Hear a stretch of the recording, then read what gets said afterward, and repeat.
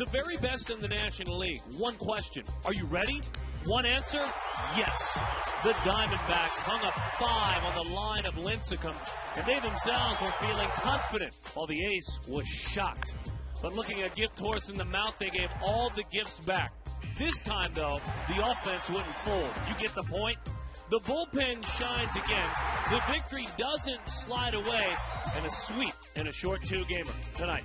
Dan Herron seeks stability on the bump. It's escaped him of late. It's the Toronto Mashers and the Arizona Diamondbacks, and it's right now.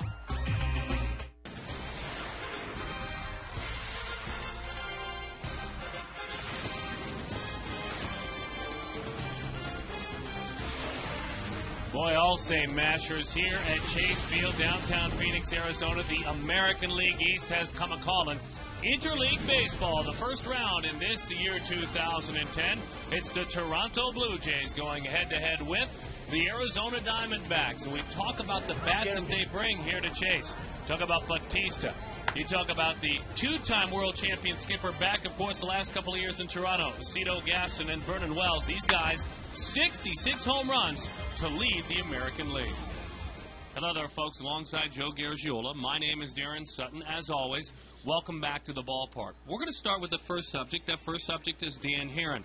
And as you and I were talking about it, Joe, you think he represents his entire roster. As he pulls it back together, he hopes to do it tonight. You think maybe just trying to do a little bit too much in the last couple of starts? I feel that way.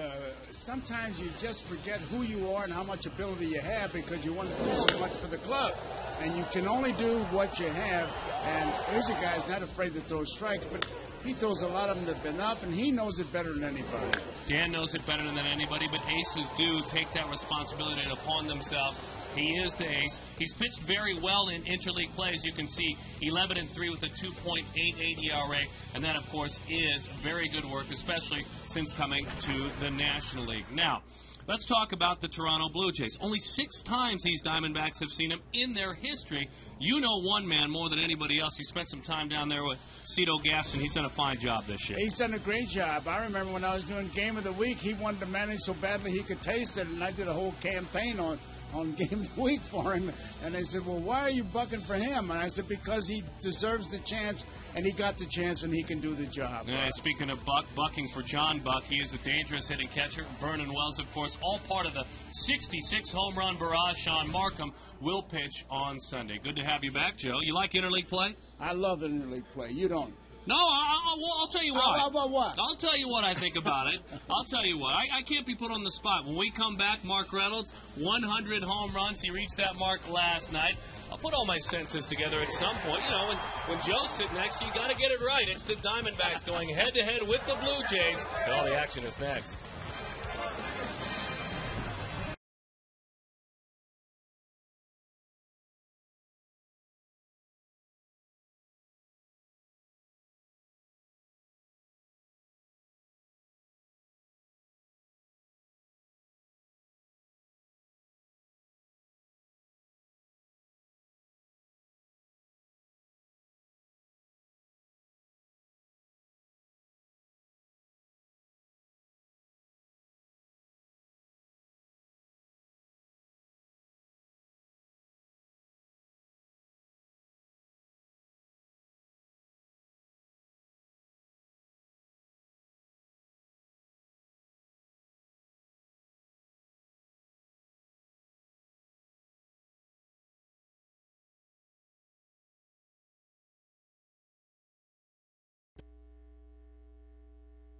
So many times we talk about his strikeouts and the struggles, the swings and misses and things like that, and it's nice to talk about something that he's doing right. And he's hitting the ball at the ballpark with regularity very early in his career. So it's so many times we talk about his strikeouts and the struggles, the swings and misses and things like that, and it's nice to talk about something that he's doing right. And he's hitting the ball at the ballpark with regularity very early in his career. So it's, you know, we've always said he's one swing away from making the biggest difference in the game, and that proved last night. You know, he's not a great matchup with Lincecum based on the history, but he got a good pitch.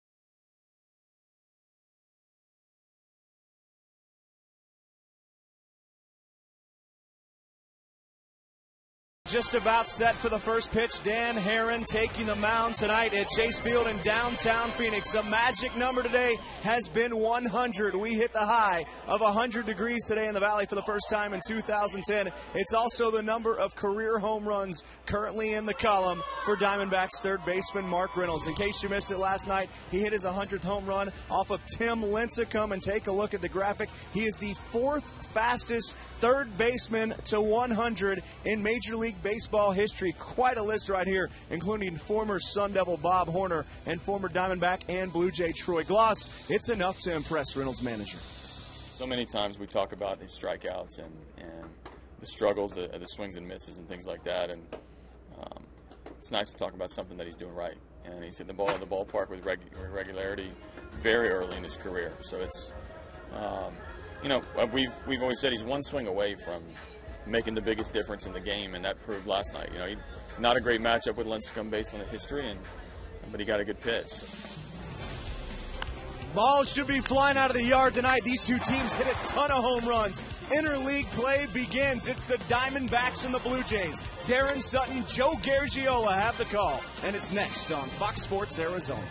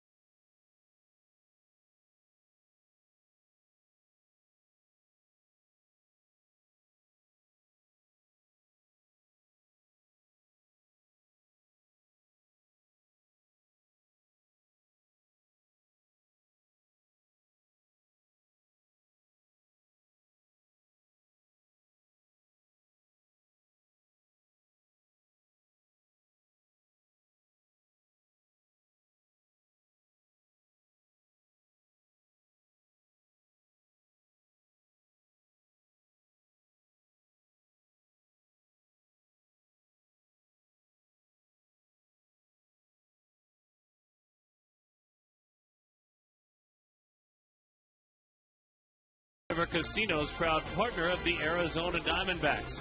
By Schumacher European, your Mercedes-Benz Supercenter located at Scottsdale Road and Loop 101 or drivethebest.com. And by Southwest Airlines.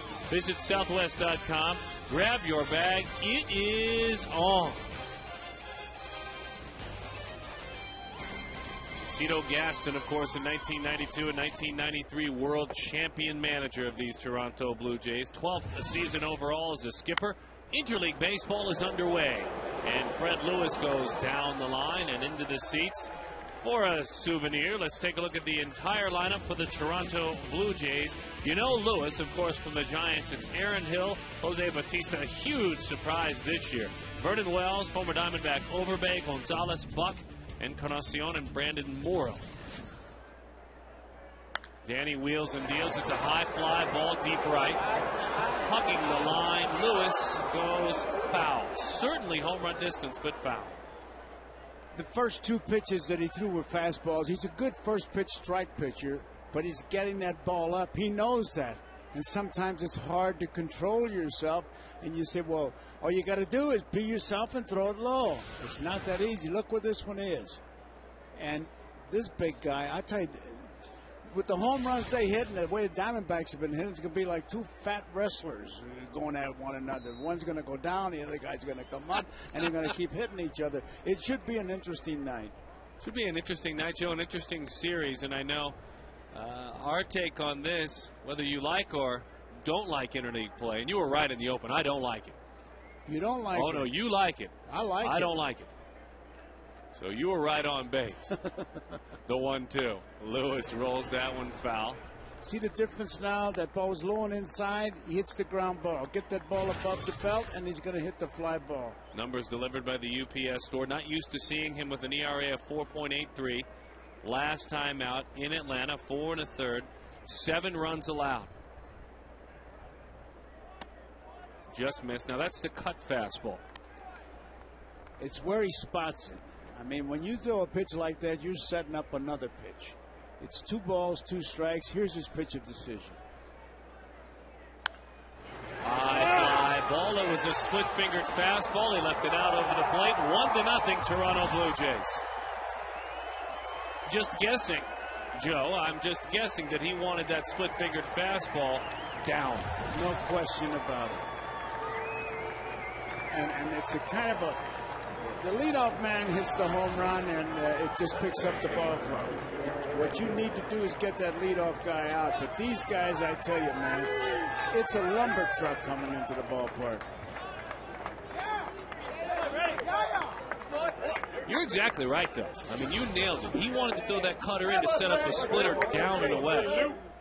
Never got there. Aaron Hill gives that one a ride to left field. Connor Jackson is there. Hill, with 4 homers, flies out to left. Came in hitting just 171. Defensively quickly for the Diamondbacks, and it's brought to you by Jaguar. It's Jackson, Young. We've seen both outfielders on the corner busy. Reynolds, Drew, Kelly Johnson, Adam LaRoche cleaning everything up at first. Chris Snyder catches Dan Herron. Breaking ball, a get-me-over curveball, didn't get there. It's low, 1-0 the count. Probably the biggest surprise is this man in the lineup. Jose Bautista hit 16 home runs in 06 in Pittsburgh. He's already got 12 of them. I don't think they got a take sign on this ball club. You can tell their bat rack when you walk by it. The bats are all moving. The game hasn't even started. Boy, some big swings. I bet Cito likes that offense. You caught up with him a bit. Absolutely. He's not going to take the bat out of anybody's hands. You can't trust him taking a 3-0 pitch. You know they're hitting 2-0 and 3-1, and you have to be a little bit careful, but you can't nibble all night. Throw a strike and depend on your infielders and outfielders. That was the split-fingered fastball. That's where he wanted the one to Lewis. 2-2 the count to Bautista. He's hit homers in 4 of his last 6 games. Out front, cut fastball. We'll do it again, 2-2. A little bit of a leg kick. Gets that foot down and then goes to swing it. Makes no difference what you do with the rest of your body if you got that bat ready to come to work in the zone. Puts the foot down, hits it off the end of the bat. And lazy fly ball. That's what you're asking for, is to throw some strikes, let the defenders make the play, and that's what happens. You get in a thing like the Diamondbacks are in, everybody tries to do something extra. You just can't do it. Last night they won the game on a wild pitch. That should be a real valuable lesson to the ball club. You don't have to hit a home run every time. And then you watch guys like this swing. I mean, they're swinging from their heels. Mika Insurance hit zone a moment ago. Swinging from their heels, you bet. Started him off with a curveball. Wells, he stepped in with 11 home runs. Funny thing, it's the guy with only 2 on the year that homers for the Blue Jays. 67 to lead Major League Baseball.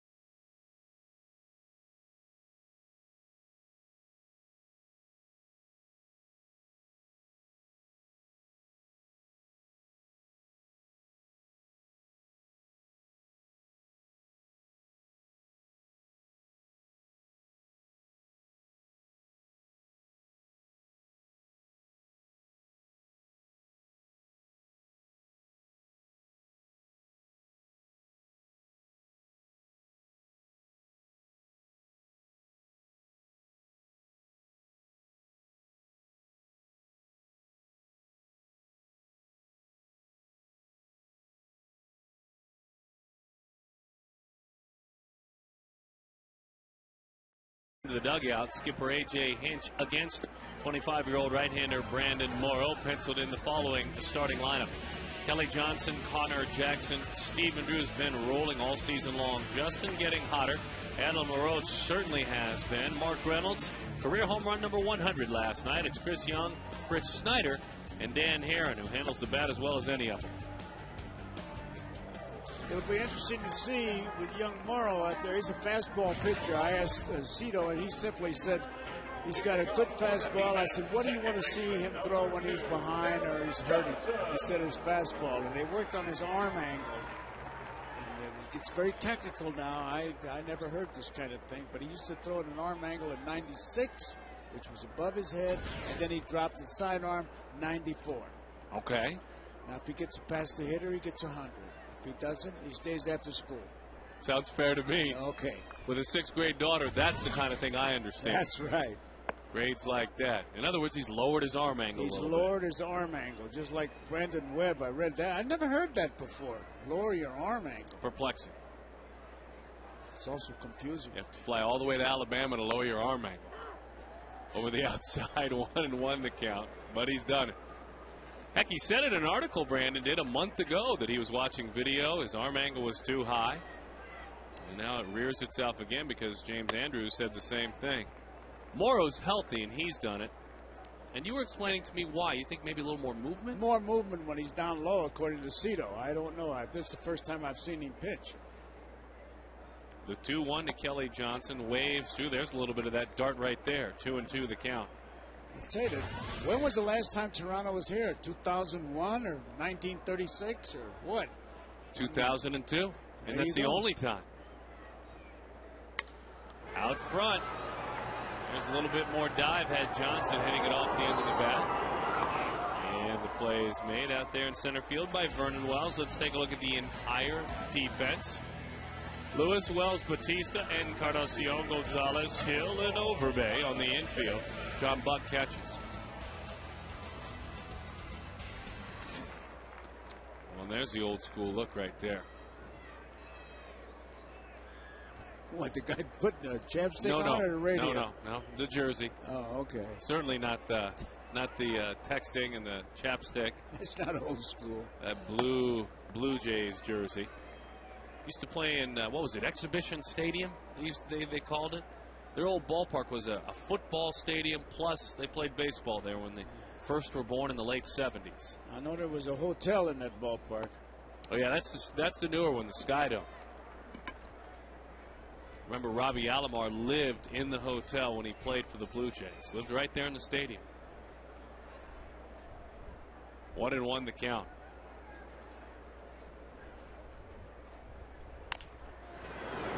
Bouncing ball on a backhand long throw. Lyle there to pick it out. Nice dig on the other end by the former Diamondback Lyle Overbay. Jackson is erased. We've gotten used to seeing it with Adam LaRoche, but we recollect, Diamondbacks fans, don't we? The kind of work he does defensively, Lyle Overbay. Just scoops it up. Was part of that huge trade with Milwaukee. And for Lyle coming back, he came back with the Brewers, but it's been a while since he's been back, and he's telling himself now at 33, he really enjoyed his experience here in Arizona. As that one is a fastball away to Stephen Drew. You always remember that first team he played for. Boy, and he was called up in that locker room in 2001, Joe. Talk about some veterans. Stephen right back to the screen, 1-1 the count. You learn a lot just by hanging around. The clubhouse in the Toronto clubhouse tonight, I mean, I sat there and they walked by me like they were on parade. I didn't know anybody. Nobody stopped. Nobody talked. Talked to each other, walked out, hit like robots. Never used to be that way. No. You can see there's that movement we're talking about. That was a good angle to see it. Yeah, you can see it break down and away.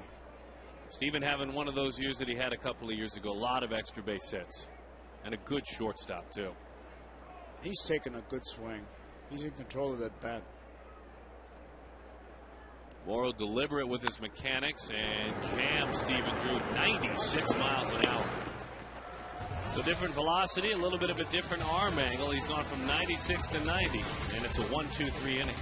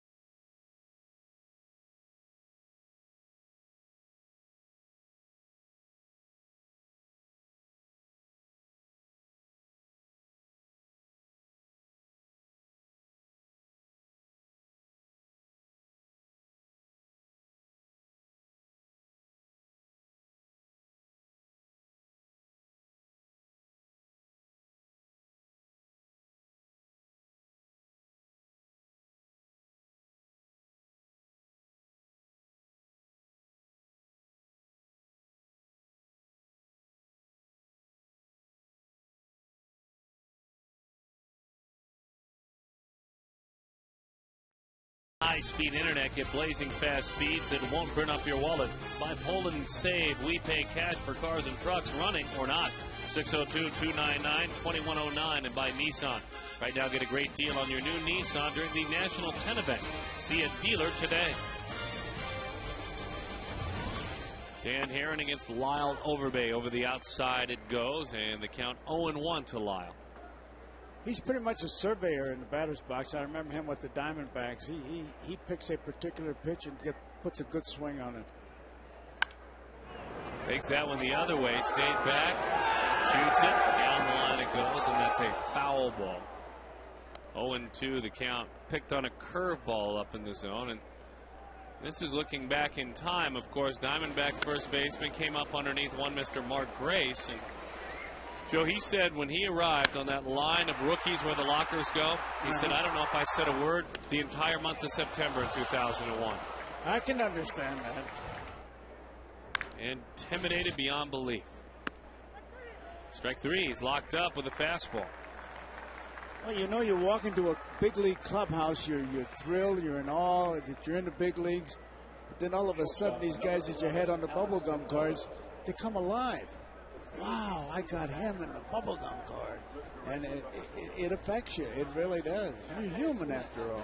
Well, and you can speak to that. It was your hometown players in that locker room on those bubblegum cards coming alive. Oh, tell me. Tell me about it. Into the catcher's mid 0-1. My hero was Joe Medwick because we had the knothole gang out in left field, and he was the left fielder. And he could do no wrong. First time I saw him, I was stuttering. Gonzalez, base hit. That's a cut fastball away. And Alex has 10 home runs on the year. But then when you finally put a sentence together, as we see this one more time, I would imagine you learned a lot from having guys like Joe Medwick in your locker room. Oh, yeah. Oh, yeah. Because they'll watch you hit. They'll see something, and they'll talk to you about it. Not tell you, hey, you should use a lighter bat, a longer bat, or whatever. They tell you the advantages of doing it this way. But, you know, I got to tell you, I'm going to talk about that environment in the clubhouse. Please. One guy doesn't do it all. You need a team. I mean, I remember Ted Williams talking about it. He said the Yankees with DiMaggio, he wasn't the only guy. He said, what about Berra? Good hitter, but not the only guy. He said, what about the Red Sox? He said, it's not Ted Williams, it's everybody. Last night was proof of that for the Diamondbacks. But swinging for the fences, but underneath it a little bit. And Connor Jackson is there to make the play for the out. When I think Joe Medwick probably would have given you the advice that you're sharing with us, and you're talking about this team. I think what happens, though, is when the collective team starts to struggle, whether it's a bullpen or a starting rotation or a starting lineup, one guy thinks he can fix it all or tries to fix it all. Tries to fix it all. That's the thing. Curveball is low to Edwin Encarnacion. If he lives down there, he's going to have a big night, Dan Heron will. This is a Blue Jays club that has already backed up their reputation one time through the order. Little topper. Heron, barehanded, throwing, got him. What a play. Off balance, off the end of that bat.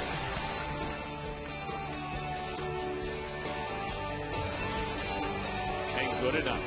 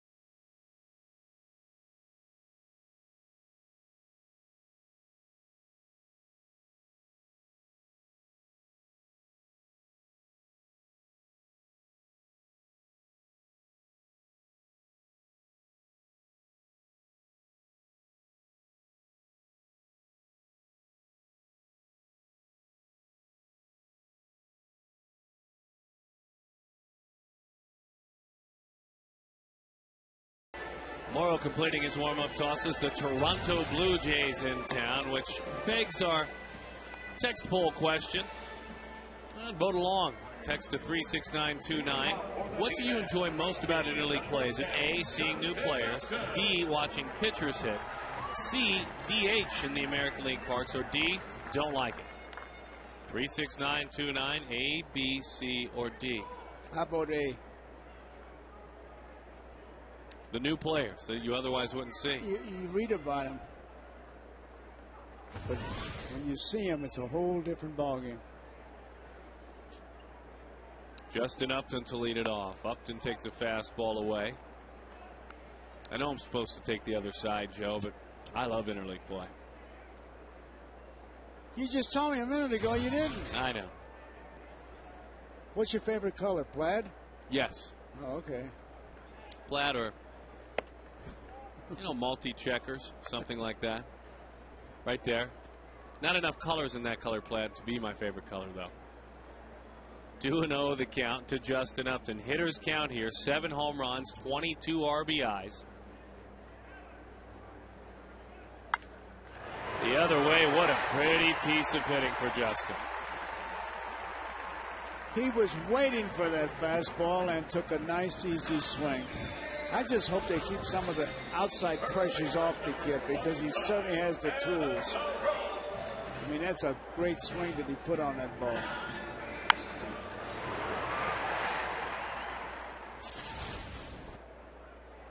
There's certainly pressure there when you're young and the face of the franchise at 22 years old. Here's Adam LaRoche.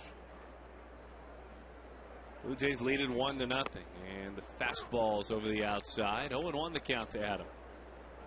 Hit Zone brought to you by Amica Insurance for Adam LaRoche. I don't know about this, Joe. I have to be honest. I have you here. I don't know about this hit zone. I don't know either because I don't understand it. The 0-1. Thank you. All I know is this. He hit that one far, long, and out of here.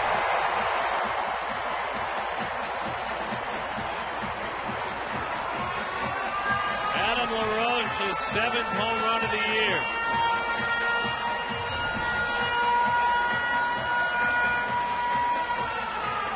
Boy, he has been rolling. He's had a great week, hitting close to 400.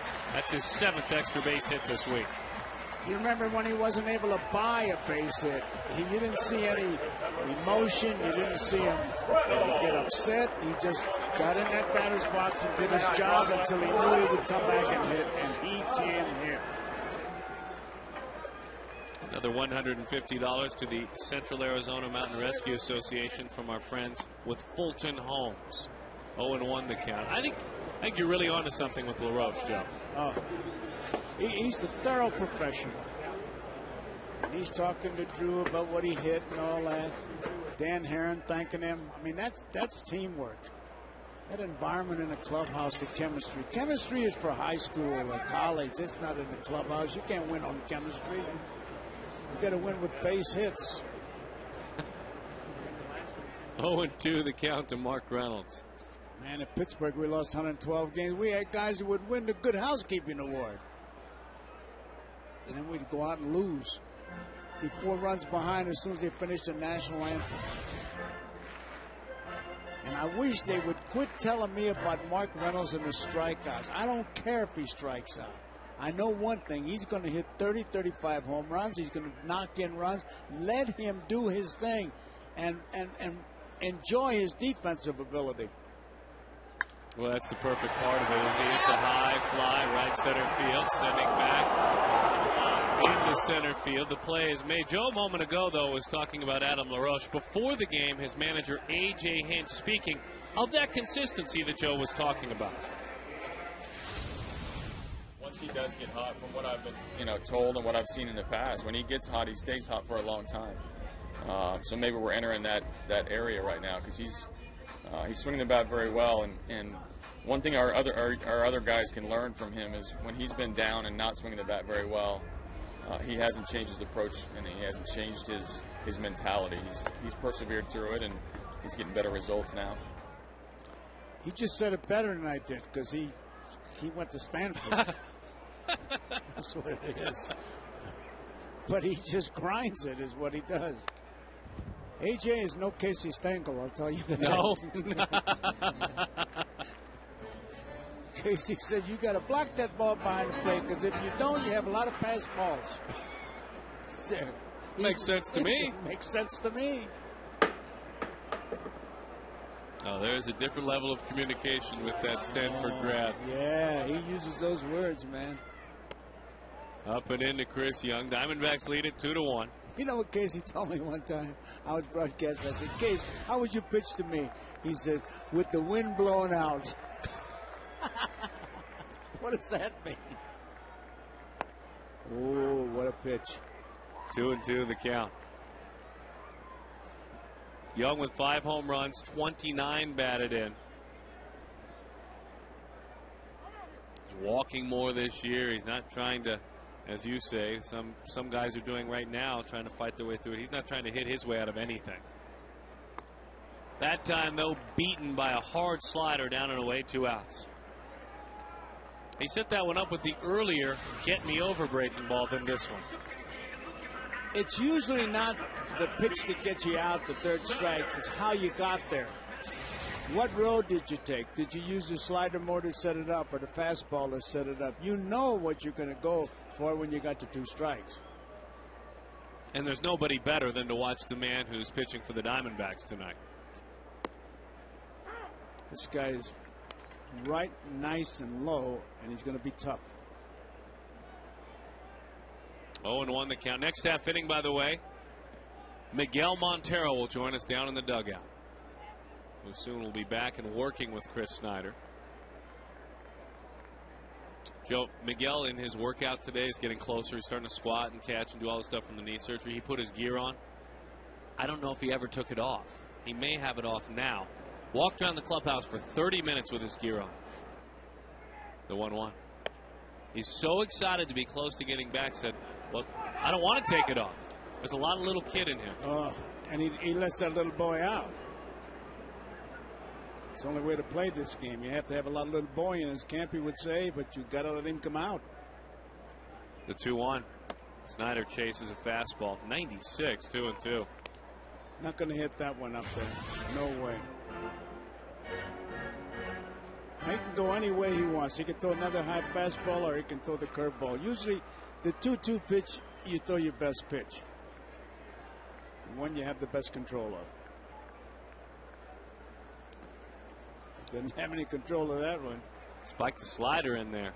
3-2 the count to Snyder. Morrow's 25 years old, went to Cal Berkeley. Initially Seattle's #1 pick back in 2006. This is his 9th start of the year. Spent some time over a couple of years with Seattle closing, pitching in the 9th inning.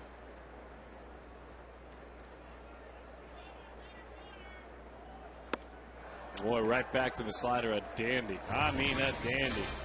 Adam LaRoche with his 7th home run of the season, his 10th career in interleague play. 2-1 the score. Miguel Montero joins us from the dugout in a moment.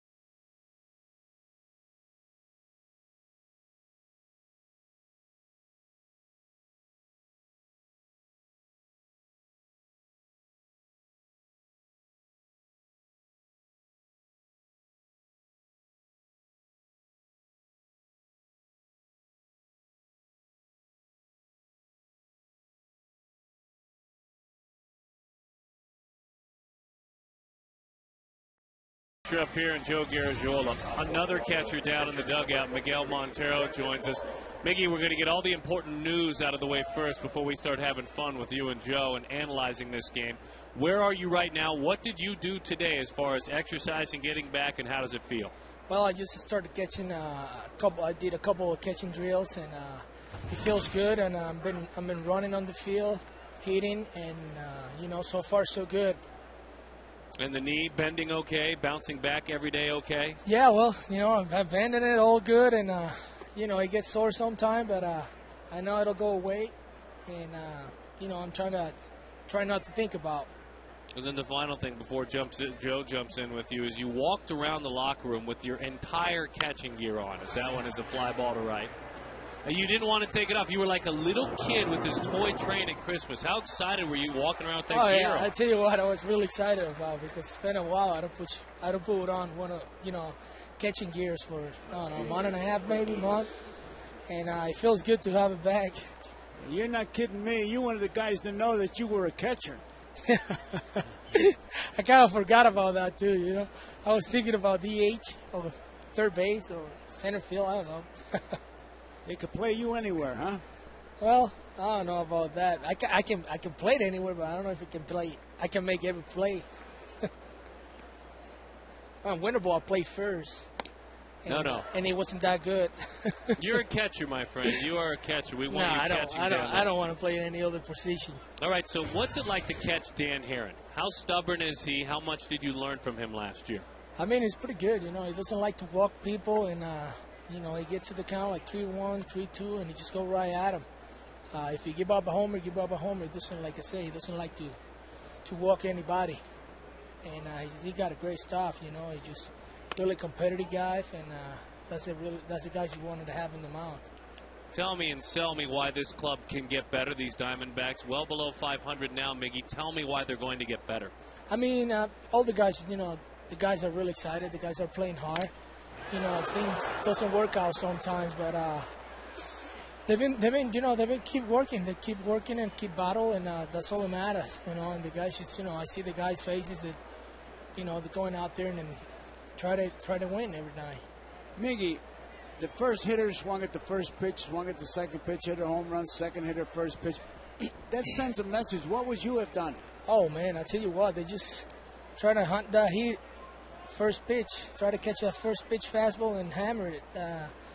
Try to mix it up early in the counts and probably pitching a little backwards, I will say. But Dan is pitching now like a pitcher. He's down with his fastball. His curveball has been down, but in the beginning he was up with it. Look at this. The last pitch is right down the knees. Yeah. You know, I mean, the first heaters, first inning, he just, you know, probably he didn't know too much about the heaters, and he just tried to get a quick out, and that's what happened. Now he started pitching a little better, try to make better pitches, and you know, he's still pitching with contact. He's a contact pitcher. And, has to be. Yeah. You got to give those infielders and outfielders a chance. Yeah. And the other thing that he's doing, he's speeding up his pitches. He's not wasting any time in between. I mean, I will tell you what, that's one of the best keys on any pitcher. You know, like if you try to speed up the heater, it's always good because, you know, the heater doesn't have the time to think about. And, you know, as soon as you make a pitch, he's already in the mound, ready to throw another pitch. And I don't feel comfortable with a pitcher like that. You don't? Why? Yeah. Why don't you feel comfortable? Because, you know, it don't give me time. I need to take my little time, you know. As a hitter, you mean, right? Yeah, as a hitter. Oh, I thought as a catcher. No, as a catcher. Oh, yeah, I love that. I love just like boom, boom, boom, boom, you know. You like it on the other guy, but not on you, huh? Yeah. 2-2 the count to Aaron Hill. Miguel Montero joining us down in the dugout. Right back to the mound. Aaron picks it off the dirt. Thank you, my friend. We appreciate it. All right, man. Get better. Thank you. I'm surrounded by catchers. So long.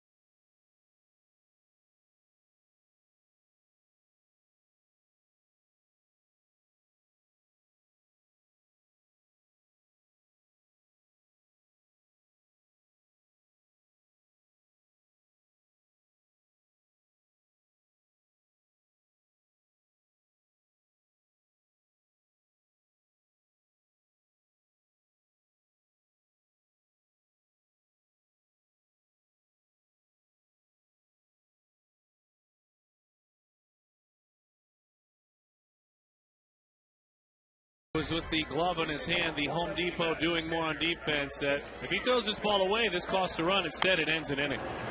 He thought Reynolds was going to get it. He could see him hesitate a little bit, And then he realized that Reynolds couldn't get him. He made quite a play. He's just a good athlete. And the thing I like about him, watch when he walks off the mound. Oh, we won't get to see it. We will in a minute. 1-0 the count. He didn't react. Now watch him walk off the mound. I got the job done. It's my job. Nothing special about it. That's the professional. That's interesting. That takes us back to last weekend when we had a wonderful 20-minute conversation or so with Bobby Cox, talking about the way he expects his players to play the game, as that one is up and in. And he said the same thing that you're talking about. Do it because it's your job. Don't point at yourself. Don't take the hat off so everyone can recognize. Don't point to the sky. Exactly. Exactly. 2-2 the count. The great thing about that is you're doing your job, and you're not going to have a press conference. Some guys make a play, and they're looking for the press. I want to have a press conference. Yes, it was a very difficult play. I was able to execute it. Get out of my life. 2-2 the count to Danny. Now, the other part of Herron's game, and it's been 3 years he's done it now, is he helps himself as a pitcher with the bat in his hand. Well, a pitcher can help. He's already helped himself fielding. He helps himself with the bat. He can bunt. I mean, it's not just throwing the ball to the catcher. And that's the one thing Cito Gaston knows. His pitchers that don't ever do anything besides pitch are going to be challenged running the bases if they get out there, dropping down bunts. And Cito, he's not a big fan of that part of interleague play. Well, I don't know what to say. You got me. I plead the ignorance. Well, he doesn't like it, and I understand why. Sure, stick up for it, because you don't like it. Oh, no. I've changed my mind again. I really like it. The 2-2. Danny fouls that one off. Mark McClune, what do you have on Cito and his distaste for interleague play? Well, the reason why is because Scott Downs last year in Philadelphia was hitting one of his pitchers, and he actually went down for quite a while trying to leg one out. He hurt his left foot, and he joins kind of a star-studded list of pitchers that have been hurt in interleague play, starting with Josh Beckett, Bartolo Colon, Chin-Ming Wong for the New York Yankees, got hurt in 2008, missed pretty much his entire season. Also, Pedro Martinez, Carlos Zambrano, and Randy Johnson have missed significant time due to hitting in interleague play. Hey, Mark, the only pitcher you didn't name was Dizzy Dean. Well, I'll tell you what, another guy who isn't a big fan of interleague play as well is the guy due up next. That's Kelly Johnson, quoted today in the Arizona Republic. He said he doesn't like it. He liked it the way it was when he was a kid, when it was just the All-Star in the World Series, and doesn't buy into the whole thing about more fans showing up to interleague play. It's just because school's out, and they do that intentionally just to prove they can get people to come out and watch. Now, since 2007, he said he's had to play the AL East 3 times, and he's kind of sick of it. He's already been to Boston twice, and he's also played the Yankees 2 times, so this will be the 3rd this year. Well, you know what? We love Kelly Johnson. We think he's a great Diamondback, but when the New York Yankees come to town, there won't be a ticket available. Exactly. So more tickets do sell because of interleague play. As that one is high, but a strike. I go back to the Game of the Week experience. You used to read about somebody, and then you got a chance to see them when you did the game. Mm-hmm. And that's what it's all about. Because baseball is baseball. You're not playing against the pitcher. You're not playing against the other team. You're playing against the ball. Lou Brock said it so well. Brock said, you go up to hit, and it's you and the pitcher. You got a bat, he's got the ball. Once he releases the ball, that's the only thing that counts. You either hit it or you don't. You could see maybe why Kelly doesn't like interleague play, as that one is high. 2-2 the count. I like it, though, quite honestly, folks. He's been company line, new player, new guy, very quiet, hit homers, player of the month. I like a little edge to him. I haven't heard this out of Kelly. 2-2. Inside corner, strike 3. He didn't like that call. I don't blame him. I do not blame him.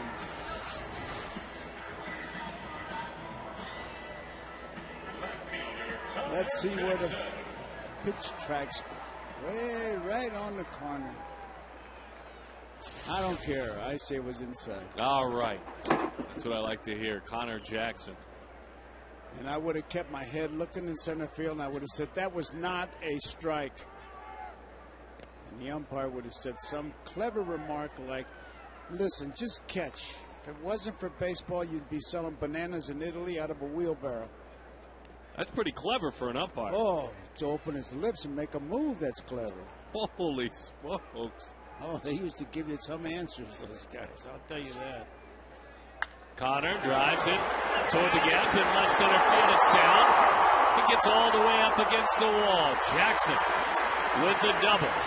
He was 1 for 2 with 3 walks and a double last night. His 6th double on the season. Got that ball up, and he was ready. I don't care how fast you throw it, how hard you throw it. If you don't spot it, you're going to get hit.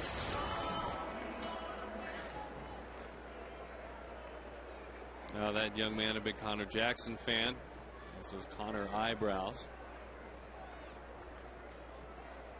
You never can figure what excites folks when coming to the ballpark. Here's Stephen Drew. On a line, but right to the second baseman, Aaron Hill.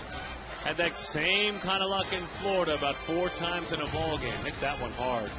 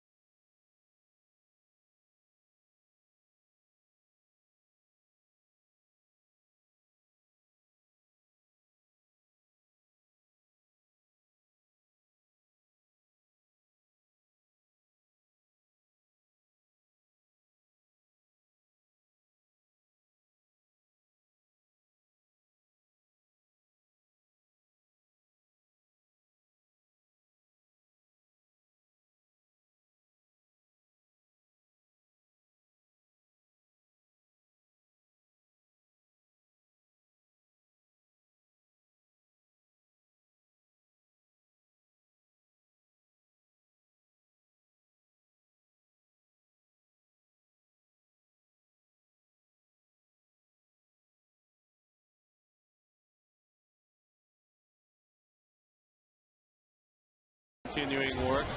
We'll continue to take a tour around Chase Field tonight. We love when we have an extra camera or two. They're the last 2 teams to lead Major League Baseball in home runs and win the World Series. They led the game in homers, and they also won the World Series in the same year. Doesn't happen very much. 27 Yankees. That was my guess earlier today. And you know what I was told? What? No. I'm about to find out. That's what I was told. I was told I was wrong. Tough way to tell you you're wrong. Even when I'm standing there in person, Joe, that's how they treat me. Laid right on your chops. Mm-hmm. I thought with you being here and the respect level. Wrong. Yeah. You're wrong again. Don't finish the sentence. I just thought it would happen. 1-1 the count to Jose Bautista. Had to be a Yankee team. They're the only guys that played in the World Series so much. So Joe's guess is a Yankee team, guys. Bouncing ball. Reynolds leaves his feet. Don't say anything about the strikeouts. Just enjoy the athlete. Just enjoy the homers, and especially the improved third base play of Mark Reynolds. That ball was past him when he came up with it, and he throws a strike. He never panics, by the way, I mean, with regard to throwing it over there. And he knows that with Adam there, it changes everything.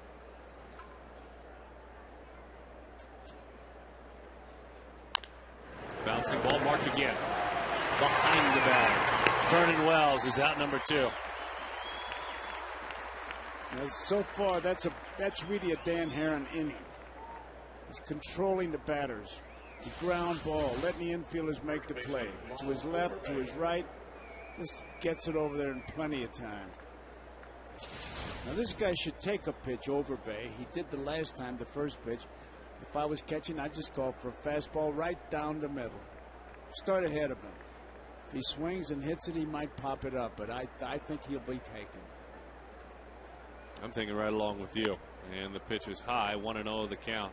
I mean, just 5 pitches so far in the inning. Yeah, you think you make him work.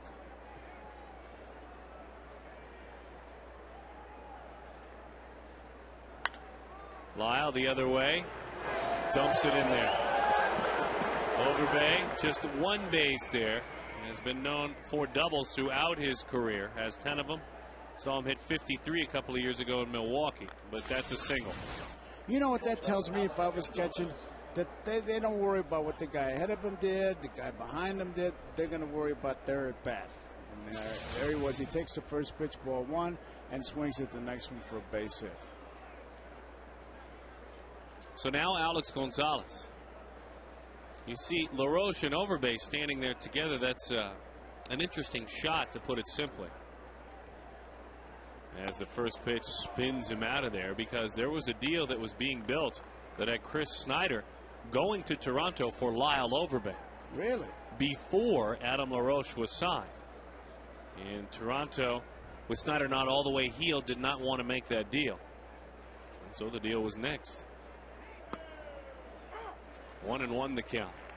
You know, LaRoche is, man, I thought it was starting to rain. LaRoche doesn't do much talking, but he gets a base runner on. He'll lather you up pretty good to try to distract you.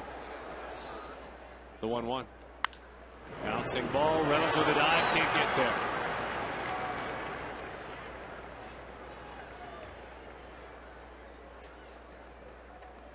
When he talks, speaking of LaRoche, you see back-to-back singles by Overbay and Gonzalez. Adam speaks in a very peaceful, kind of a Midwestern drawl to himself, so you have to listen very closely. That is just distracting enough on its own. Well, he doesn't get that excited, and he doesn't get down that much. Even keel. Love that kind of a player.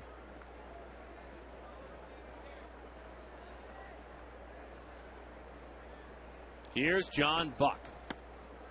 Cut fastball at strike 1. Notice he's been down.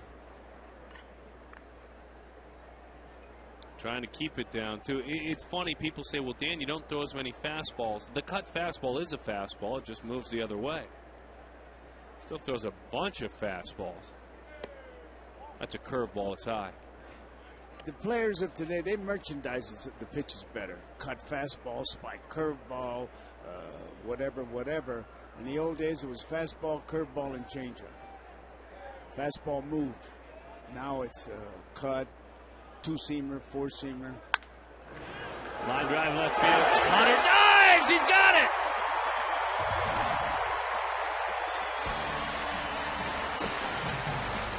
A well-struck ball off the bat of John Buck. And a beautiful play.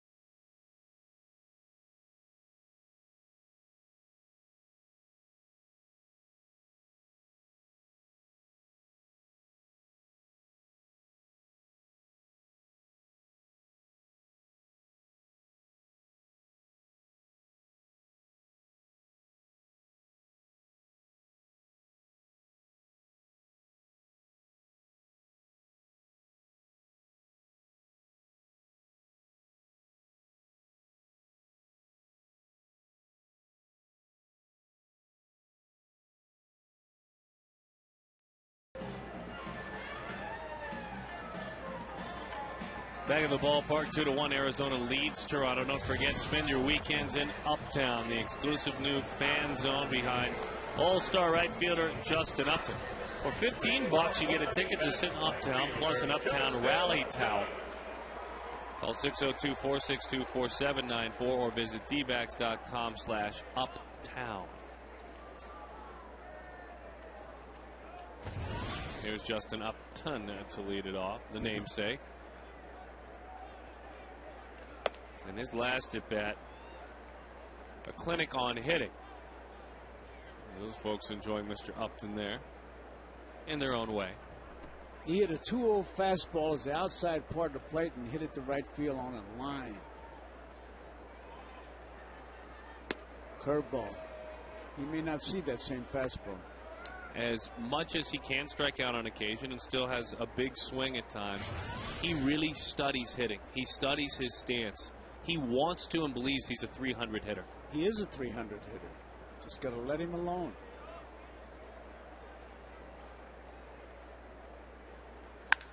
That one scorched to center field. He's a 300 hitter who can do that. Picking him up and putting him down. Two great at-bats to the big parts of the ballpark for Justin Upton. A single to right and then into left center field, almost straightaway center, a double. There are certain players, Darren, I'm sure, that the God puts a hand on their shoulder and says, you're going to be a good hitter. He's one of them. I mean, he really nailed it. Looked like a clothesline going out there, man. You could dry the Monday Day wash on it. In 20 minutes, just let it out there. And when he gets rolling, folks, don't take him for granted. Really appreciate it. Here's Adam LaRoche.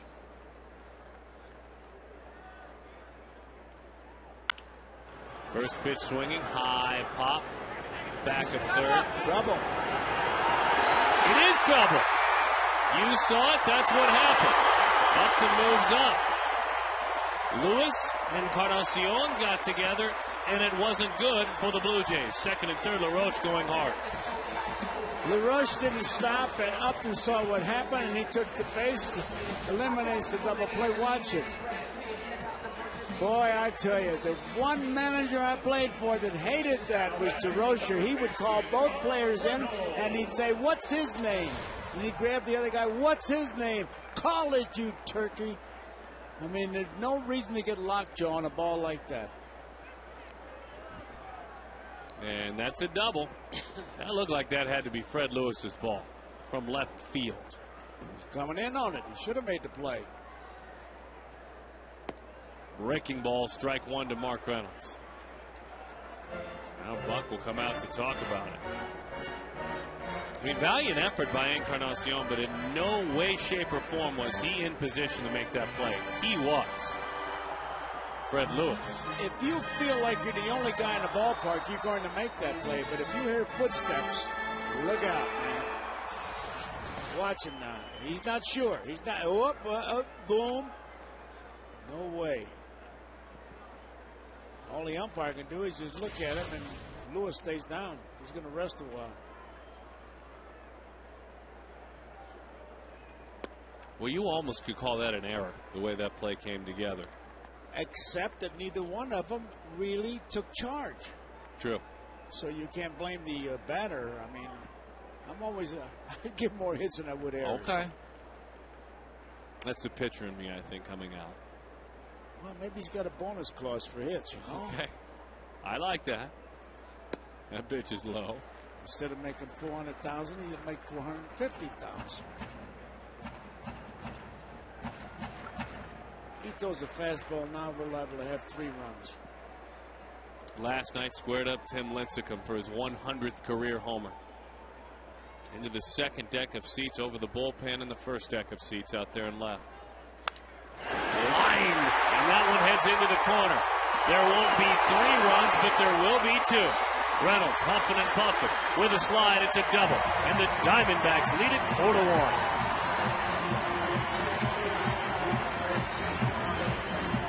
.35 runs batted in for Mark Reynolds.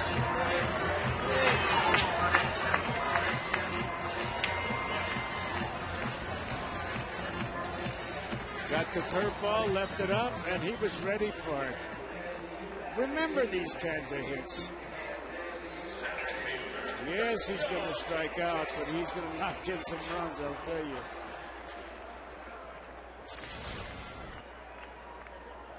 Double number 7 on the season for Mark. Remember, 2 for 5 with a double, a homer, and 3 RBIs last night. These Diamondbacks proving they can hit the last 2 games. 10.5 runs per game, 8 extra base hits per game, and a lot of walks as well. Over the inside corner. 0-1 the count. It's very early in this game, Joe, and folks at home. But if the Diamondbacks can add on and this ends up a victory, for the first time this year, they will have won 3 consecutive ball games. A lot of talent in that roster for this not to happen yet. Oh, he tied him up. Throw that pitch there all night, he's going to really have a night.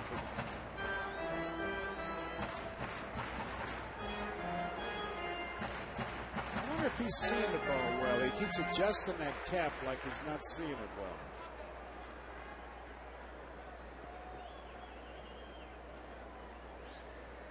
Well, let's watch.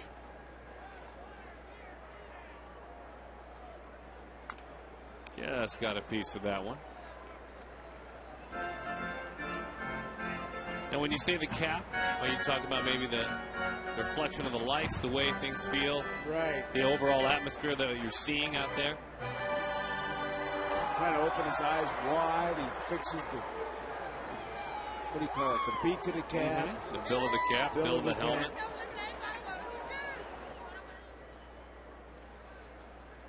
The 0-2. I think he sees it all right now. Nice.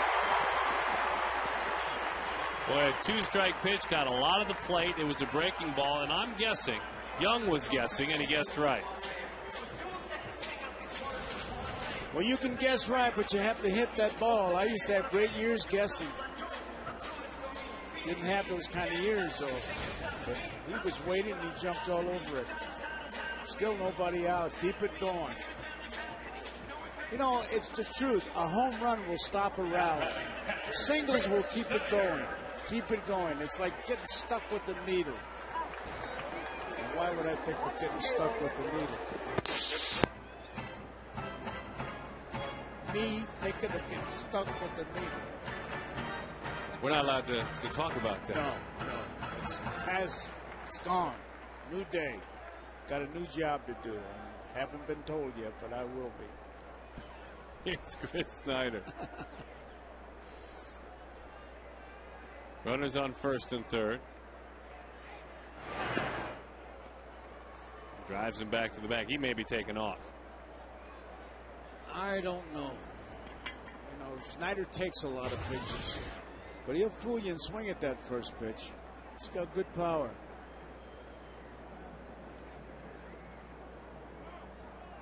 Tired of waiting, will step out of the box.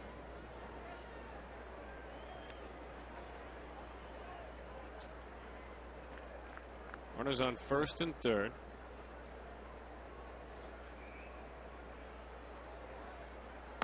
Outside. Why would you think he would take off? Well, put another runner in scoring position. Pick up a stolen base. Make a throw. You never know where it might go. Yeah, but you got to worry about the hitter, too. A lot of hitters are distracted when they see that runner go. I don't know about Snyder.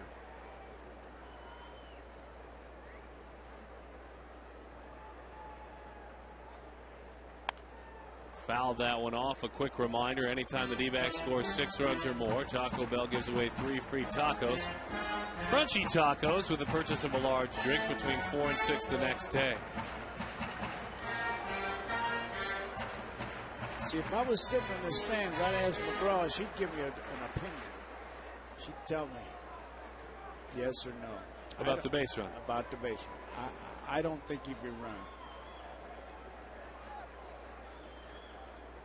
1-1 the count.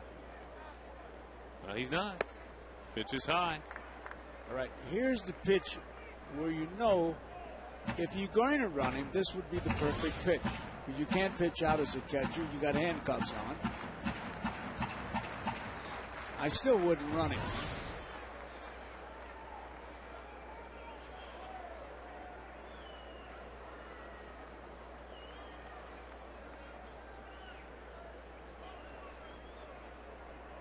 Stays put. Snyder swings through it. 2-2 the count.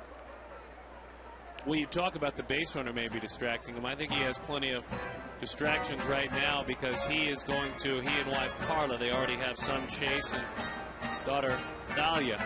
They are going to welcome a new Snyder into the world in the morning. So his wife is ready, and a father again tomorrow morning, Chris Snyder. That could bear on your mind. That could bear on your mind quite a bit. Yeah, that could. So hit one for the new one. And go ahead and steal because his mind's elsewhere and you can't distract him. 2-2 the count. Long pause. See, they say if you're going to run him 3-2, run him 2-2. I still wouldn't run him. I've been wanting him to go since it was 0-0. I know it. So we're playing Mad Cop, Good Cop. It's good. But Law and Order's going off the air. Yeah. It's a shame you have to be the bad cop, though, Joe. 2-2 the count. Runners on first and third. We're watching Young this whole time. He stays put. And the bluff, nothing doing. One time I saw it work. I was watching you guys on television. That's a real playground high school play. It worked in Atlanta. Max Scherzer made it work. No, you did one this year, too. Ah, you're right. It worked again this year. Once a year it works, like New Year's Eve parties. 2-2 the count.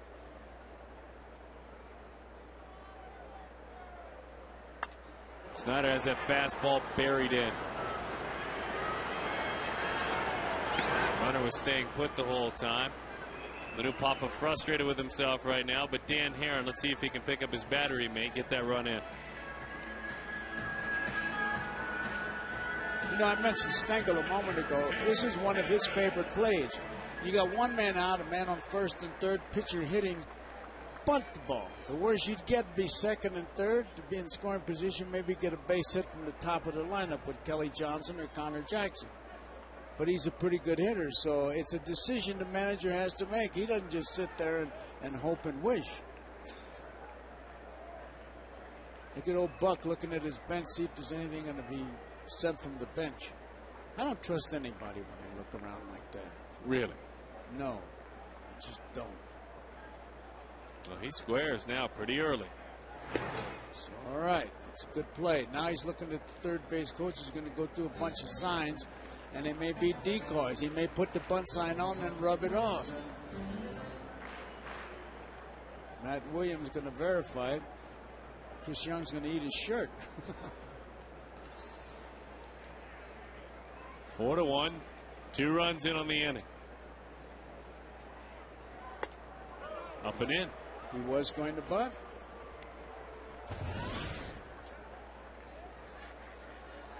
If he hits a ground ball, your inning is over. That's a very good point. So he's going to protect against that, although this guy's a good hitter. But if he hits in the gap, you score 2. You're right. 1-0 the count. He squares. Takes an outside corner strike, 1-1. Didn't believe it. Again, Dan this year grounded out to short back in the third, 10 hits and 26 at bats, 385 clip. 3 doubles, 1 RBI.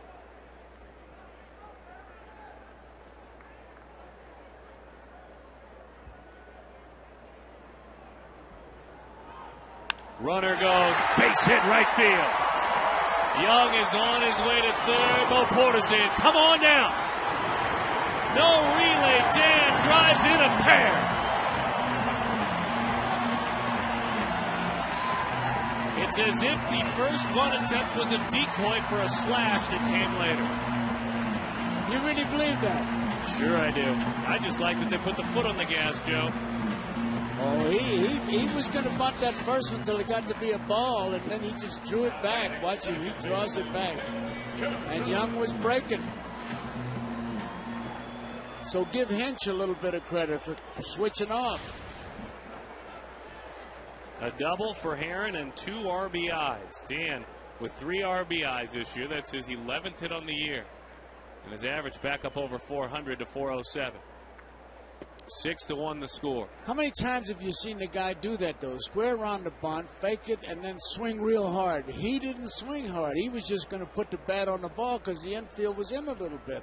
Well, rarely do you see a pitcher that can handle with that kind of bat control, right? True. I mean, to hit it as hard as he did because the ball was well hit. But he does not swing hard. Now watch. You draw it back in time, and he just puts the bat on the ball. Good piece of hitting. He's a good athlete. And once again, as they go out and talk, you know, you got to bear down, blah, blah, whatever they say. It's a case of everybody chipping in. He can't single-handedly fix things. Justin Upton can't. And I think about 3 weeks ago, Justin was trying to fix it all himself. They all were trying that. They all were trying that. Now they're just going up there and I'm going to do what they asked me to do and see what happens. I mean, Dan Herron settled down after the home run by Lewis, and he's just done a real good job. So Herron helps himself. He's been fabulous, as Joe said, settled in on the mound. Kelly Johnson back to the screen, 2-1. Kelly flied to center field, and he struck out looking. You got a 6-1 ball game, man. You're out of Grand Slam territory. That's a great place to be. Oh. Not a great place to settle, but to be. Still have a runner in scoring position. The 2-1 is high, 3-1 the count. Now remember, Morrow last time out went 6 innings, gave up 2 runs, beat Texas 5-2, pitched very effectively. Cito said he was in the bullpen and he was starting and he was back in the bullpen. He told him, you're going to be a starter.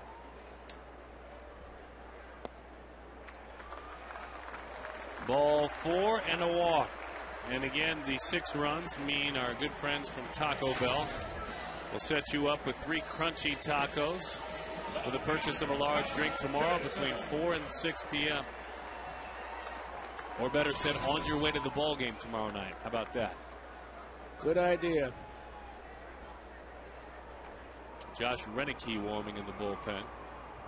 You coming out tomorrow night, Joe? Yep. No television. No. I'll be there with you in the seats. My grandson's going to be with me. Ross and I are going to be here because he wants to see the wall. Oh, I just was starting to say he ought to jump on that first pitch because he wants to get ahead of him. Grounded out the third, and he doubled. Picked on a high fastball last time. Hit it to the Geico sign in left center. So always gets me. They get a guy on second base and they go out and change the signs. We're already the end of May. I think they'd have the signs. Were you a big meetings catcher? Did you like to meet a lot with the pitcher? To stall for time, get a guy warm in the bullpen. Or if the manager sent me out there, but I go out there, I say, look, I'm just out here. I don't know what he wants me to talk about. If you see the umpire coming, just tell me. But wait till he gets up to the mound so we tire him out. And he'd get up there and start to walk back, and boy, he'd call you everything. He'd refer to your heritage. 0-1 to Connor. Now, come on, Joe. It's the truth. I'm telling you. I'll answer any question you ask me. What strategy is involved here? You got first and second, one man out. You got to keep the ball down, get a ground ball, turn a double play. There's no real strategy involved here.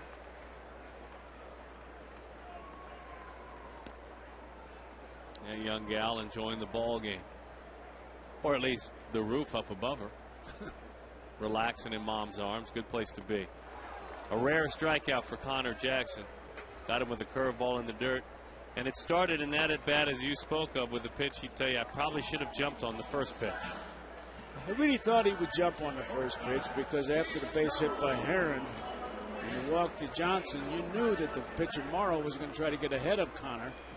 So he threw his best fastball right down the middle, and Connor took it, put him in a hole. Left-handed hitting, Stephen Drew with 2 runners on. He's grounded to short. He is lined to second. I mean lined. He had a game in Florida. Hit one into the corner, diving play. Hit one up against the wall in center, diving play. Screamer to short, base hit taken away. All in one day. Those are the kind of days that hurt you.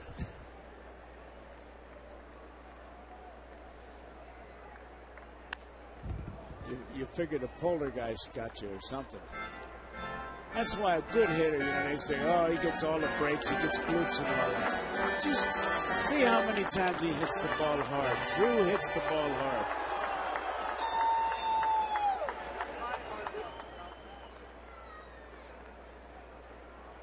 Has Cody Ross in right, Cameron Maben in center. Ryan Barden at short. Steven lifts that one into the seats on a breaking ball. Mini-me out there at the ball yard. Daddy's mini-me. That's great.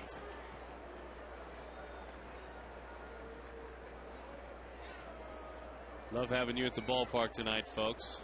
Love seeing you later on this weekend. Hope you can make it out. Pretty good pitch. Yes, sir. A little bit too far inside. He couldn't swing. That would have tied him up if he'd have been out just a smidgen. Here's his pitch of decision, right here. Boy, that's a number for the last couple of seasons. It has been 60, 70 points lower. 311 this year with runners in scoring position.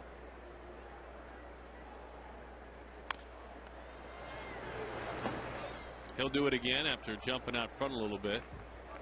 2-2 the count. He's talking to himself. A lot of hitters talk to themselves in the batter's box.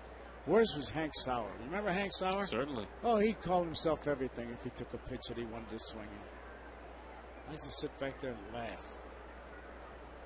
That would upset him even more. 2-2 the count. Oh. Got him with a fastball. The Diamondbacks, though, get a little bit of help to start the inning. Lack of communication, but that was just the beginning. Mark Reynolds, and then really the highlight of the night to this point, this piece of hitting on a slash by Dan Herron.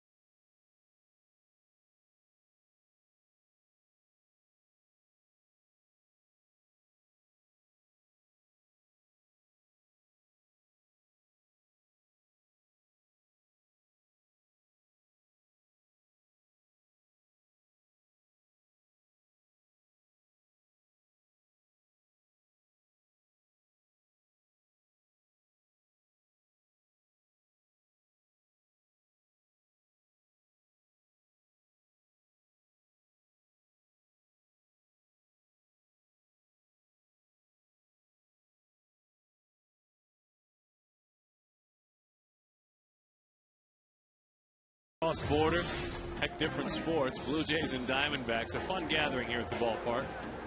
Our trivia question: the last two teams to lead MLB in homers and win the World Series. Joe was guessing the Yankees. How about the Yankees of last year and those 84 Tigers? Those 84 Tigers. A lot of homers on that club. 575. '84. That was the year that Brock didn't slide or something. Is that the one? '84. Who did they play in '84? '84 they played in the World Series San Diego. San Diego. That's when Goose Gossage threw the home run ball To Mr. Gibson down there in the dugout. I worked that series. Very exciting. Really was. There he is. Tell you, boy, he's a happy guy, but he never tells his face. Big swing, deep fly, left field, and way out of here, nearly off the walkway.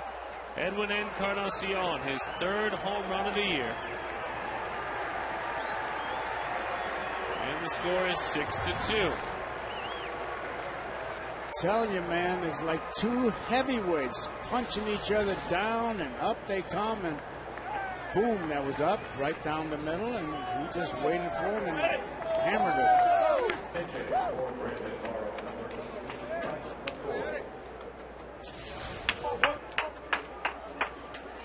Mike McCoy is called upon to pinch hit. Young man scuffling, hitless in his last 13 at bats. And tries to bunt through the baseball and comes up empty. 0-1 the count. Well, again, all these homers we talked about, Encarnacion, it's just his 3rd. Lewis, it's just his 3rd. Guys like Bautista with 12, Wells with 11, and Gonzalez with 10 have been in the ballpark anyway. As McCoy takes a strike, 0-2 the count. Good curveball.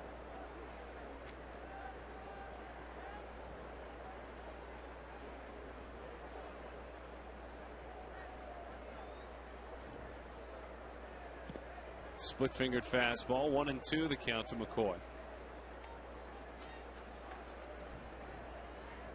Played at the University of San Diego. The Toreros out there had a fine career there. 29 years old. Small bit roll last year for the Colorado Rockies. He's done though. Split-fingered fastball, and McCoy. The role of the bench player in the American League, you don't get nearly the at-bats in the National League. No. But you don't have the strategy either. No. And I know I've had arguments about it. I said, who comes to the ballpark to watch a manager think? Breaking ball, 0-1 the count.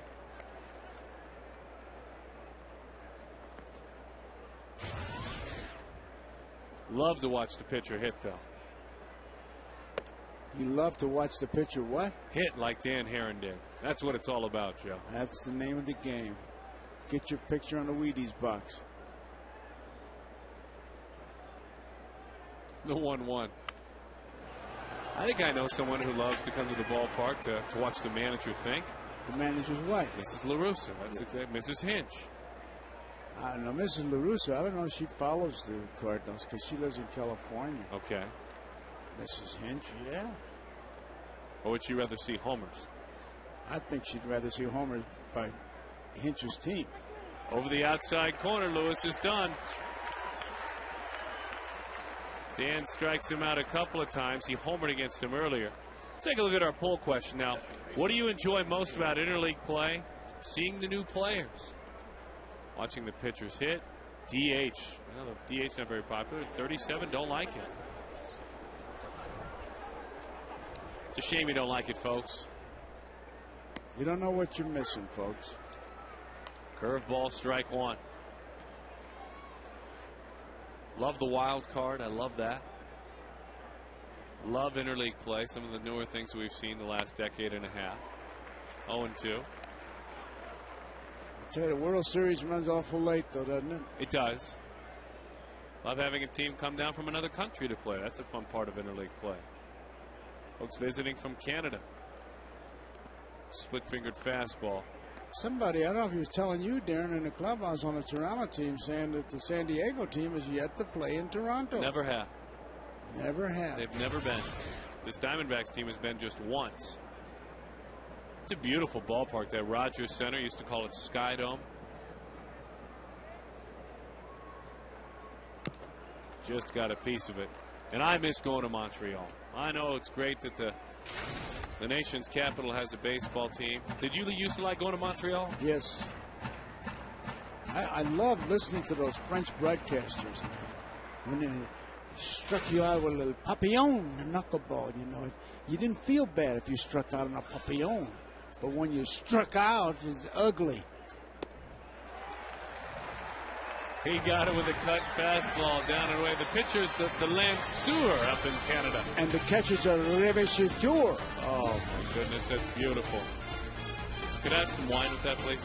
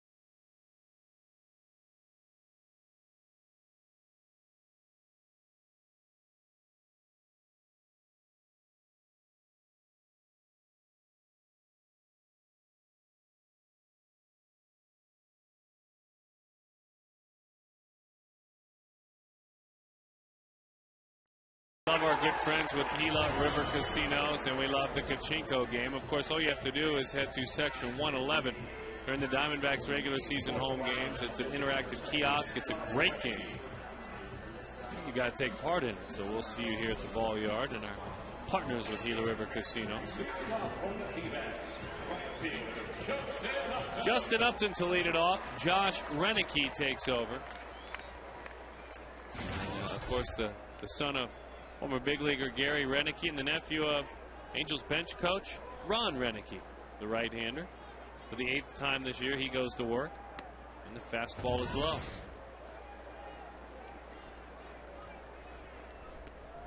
Any relative of Ron Renicky is a friend of mine, because that is a good man on Mike Scioscia's staff. Got his first big league win a couple of days ago, 1 week ago, as a matter of fact, as Justin rocket shot on the ground, ate him up at third. And Upton with a base hit right past Edwin Encarnacion.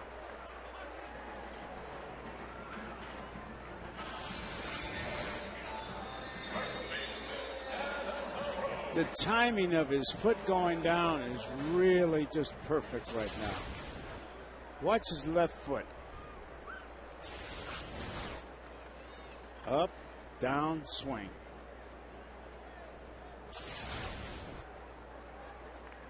A.J. Hinch was talking about that, you know. He said, you're liable to get hot and stay hot, and liable to get cold and stay cold. That's the name of the game. This is another guy that is loaded with timing. It's all got to be on track with a stance like that. As he takes the pitch away, our Chaz Roberts air conditioning cool play.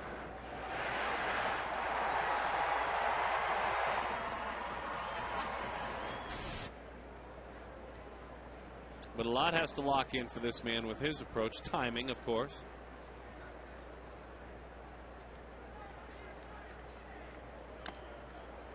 1-1 the count.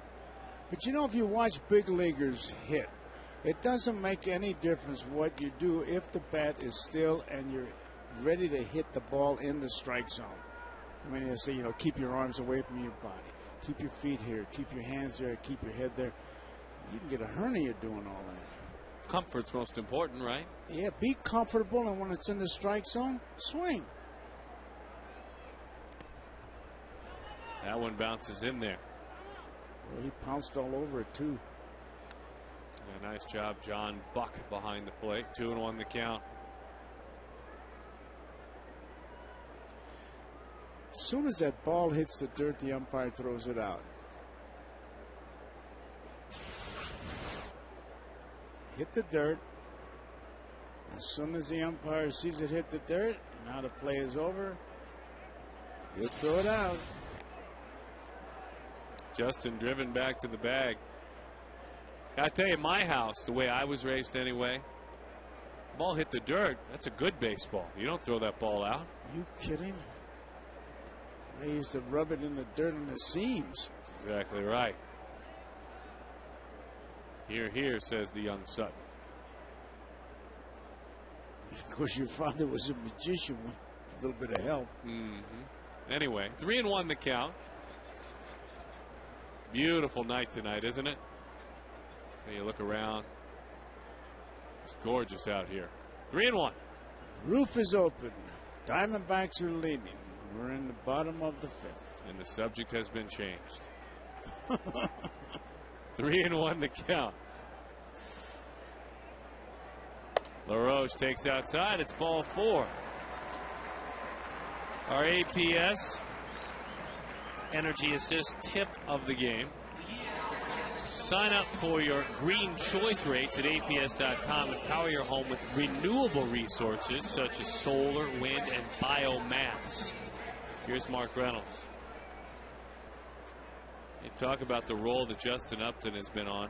On April 21st, he was hitting 190. Better said 186. Since then, it's 301. And it's even better than that in the last few weeks, last 10 games. This was just what he did last year, Joe. Yep.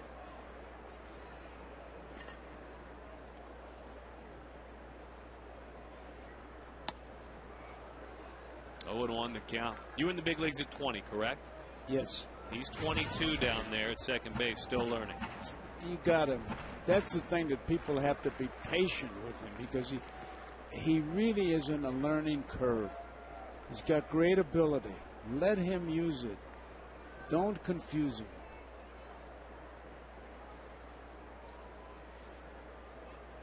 The 0-1. Breaking ball. No balls and 2 strikes to Reynolds. And he comes from a baseball family, Darren, so things are on his side. His father, a great athlete. Brother, of course, will see. The Diamondbacks will see him when go to Tampa Bay to see Joe Madden's Rays, B.J. Upton. 0-2 the count to Mark.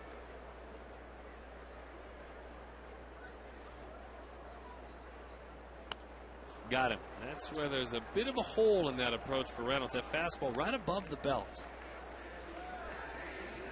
I don't want anybody coming up to me and saying, well, he should have been bunting. Struck out. It was an unproductive out. Get out of here. Unproductive out. So he didn't hit it. But he got a hit the last time. I think you've gathered you won't have me calling for a bunt at any point. No, not. You can't spell bunt. No. You just don't like it. Put the foot to the pedal. Here's Chris Young. Bouncing ball. Gobbled up. Can they get 2 with John running? They can. They turn it a double play. Gonzalez, the key on that. Turned around, flipped it to Hill, who turned it over. 6-4-3. We're done.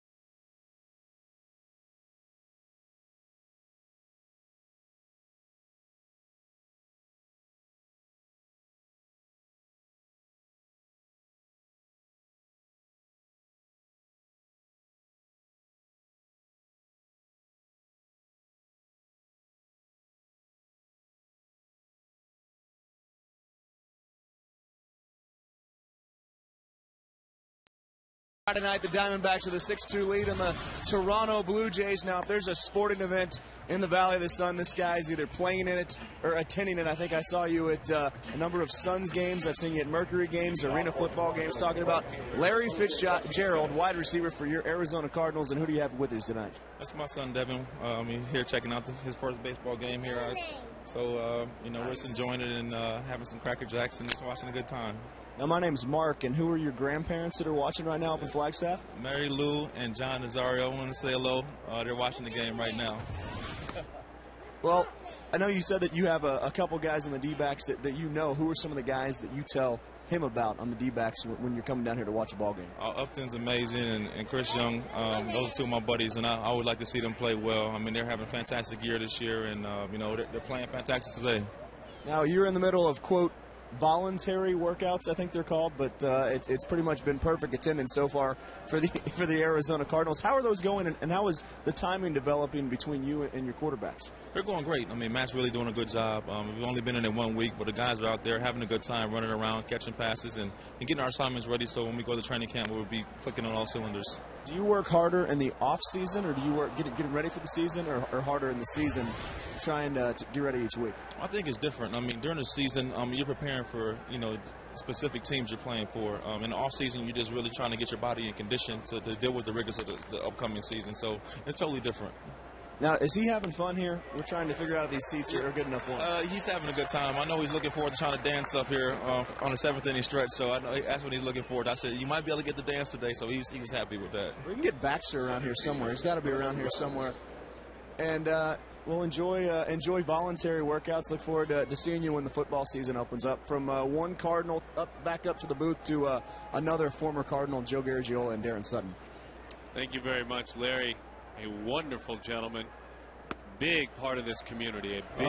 Big, and I know that's near and dear to your heart, reaching back, giving back to your community, Joe. Larry makes that a very important part of his life. I've seen him at a bunch of events. Oh, yeah.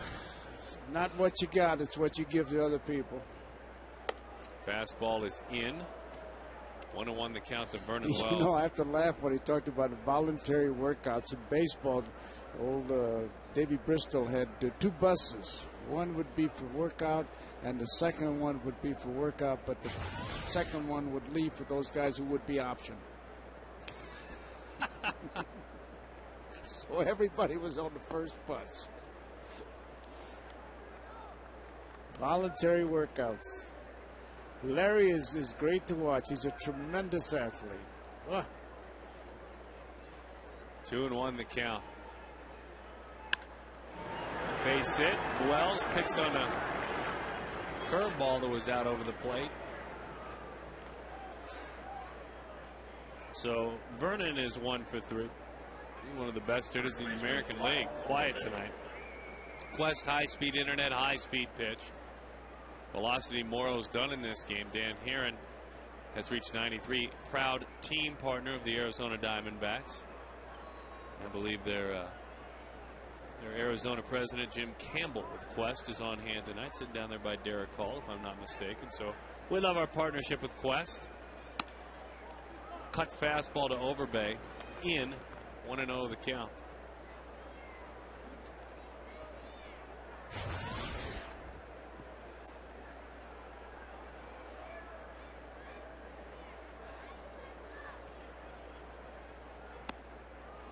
Curveball after the cut fastball, 1-1.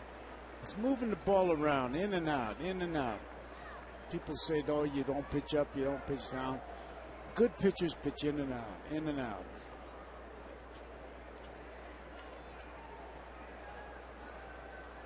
The 1-1. Hot shot, base hit. He wanted that one in. You can see the call for it. Wells moving on down to third. Thought for a moment he would not be moving up, but it's right out there in front of him. So Overbay with a couple of hits. Back here, the team that brought him to the big leagues against these Diamondbacks. This ball is up again. And it wasn't fast enough to get by him, and the base hit, first and third. It's the situation.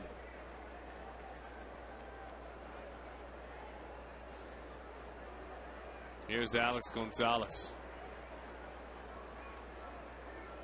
First ball hitting. Be careful with the first pitch.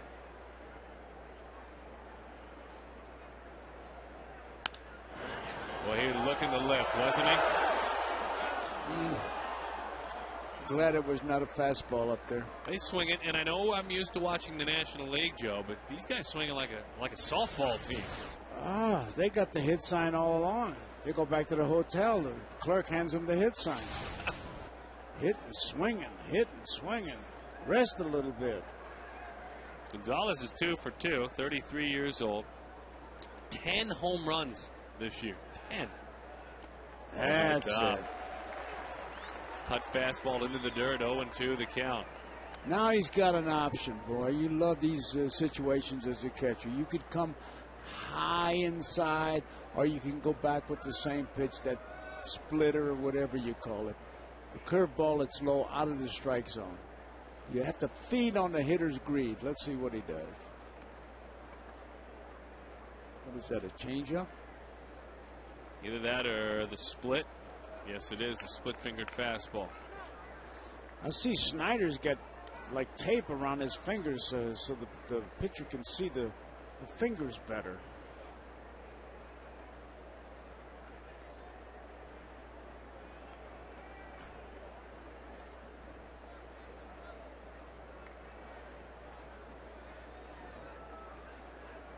Three. I'd say it's a slider. Topper it was, that cut fastball, which looks like a slider. 1-2 the count.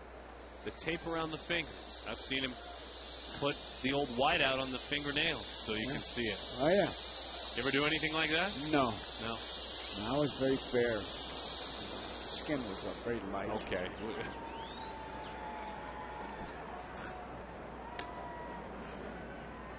1-2 the count. Split-fingered fastball coming. He's got to block it. It's low. 2-2 the count. Now he's got to make the pitch to get the out right here. Don't go to 3-2. They're obviously in sync because the close view we've had on these calls, Danny has not shaken him off once. Fastball then, huh? Yeah. Missed it. All right, do you run over Bay? I have that as risky business. 37 strikeouts on the year for Gonzalez, and he is. It's not the answer. He's a Clydesdale at first. You'd hold him. Yes. I agree. Got to keep him there. It's the American League after all. They don't start runners in the American League. He's got a lead that if he gets a little smaller lead, he'll be in the coach's box. Very conservative runner.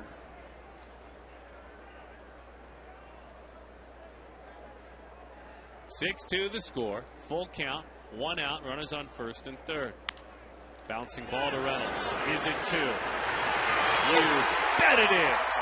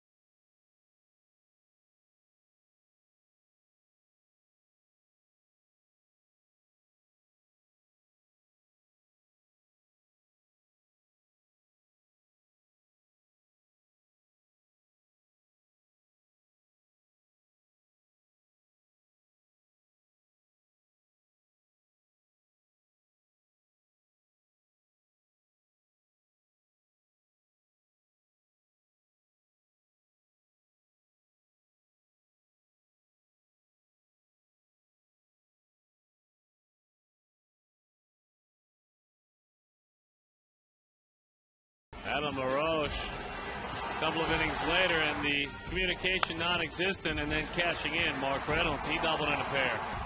A little hit and run on a slash play. Beautiful. And it ended up in the gap in right center field. That played it a pair. Jack in the box, thinking outside of the box. That kind of serves as our game summary as well if you're just joining us. Don't forget that catch by Connor Jackson.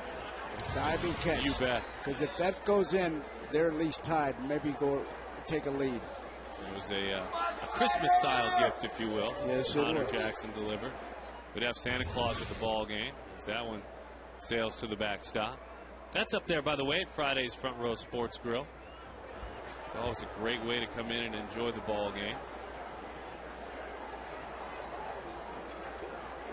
You can eat and watch the game and then eat some more.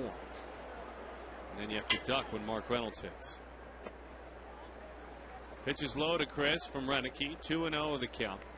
The visiting Toronto Blue Jays from the American League East. 2 runs, 7 hits, and no errors. They've stranded 4.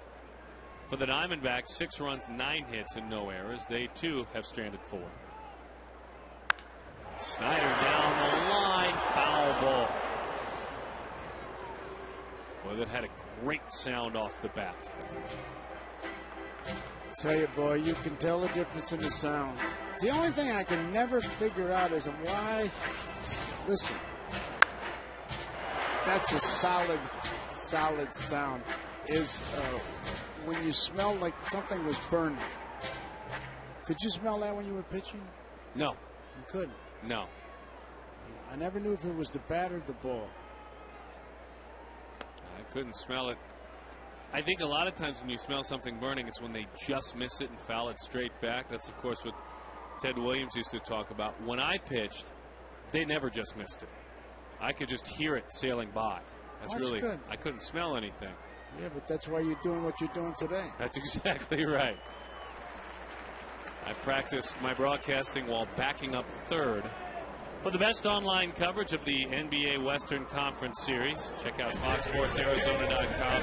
You know, I'm told there's some great blogs there from Eddie Johnson and Petros Papadakis. There's a mother's perspective, video report from Channing's mom, Karen Fry, plus game stories, player interviews, and much, much more. It's full court coverage on FoxSportsArizona.com. Game 3 tomorrow night. These guys are not sure he's going to bunt.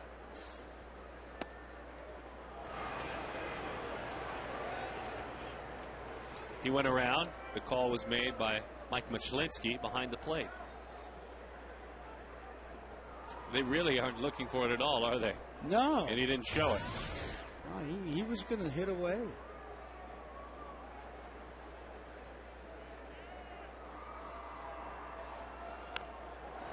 Pushes that one foul. No balls and 2 strikes. This umpiring crew, Darren, is Jerry Crawford's crew, but they got an email saying that fill in for him, so I hope there's nothing wrong. I hope so, too. You always worry about that. It's Machlinsky filling in, and then Brian O'Nora, Phil Cuzzy, and Chris Guccione, the 4-man crew.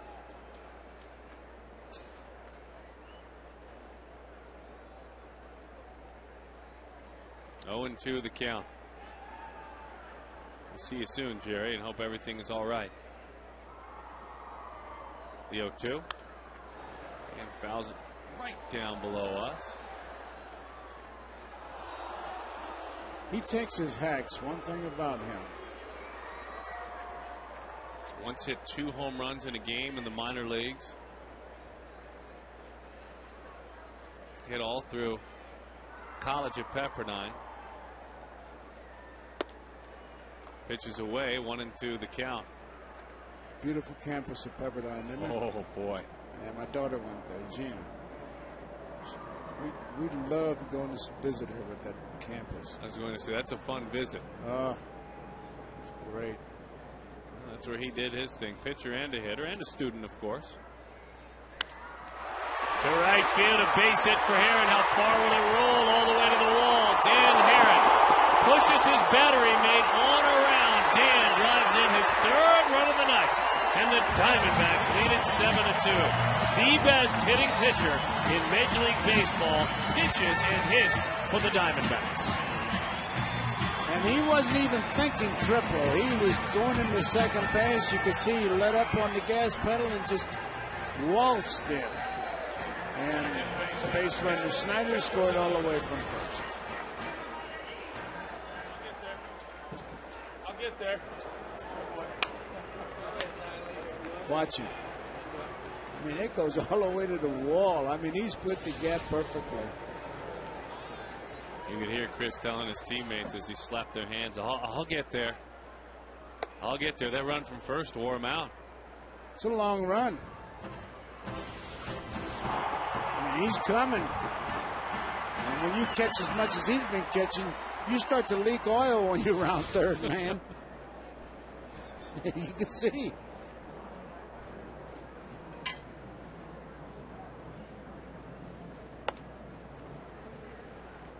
And you know who I'm guessing doesn't feel sorry for him? Montero. Well, not Montero. Of course he doesn't. How about Carla, his wife? Oh, yes. Mama, waiting. Yeah, you're tired. What do you think I'm doing? How do you think I feel right about now? That's right. I mean, look how red his face is. It's almost, he looks like a head of a thermometer. Look how red. Hang in there, Chris, baby. That was great, picking that mic up, hearing him say, I'll get there. Come on, we have our hands out. We're waiting on you. Well, high five here. Hitters count 2-0. 2-1. And then there's Dan Herron. 2 doubles tonight. He's gotten to the point where just about half of his hits have been doubles in the big leagues.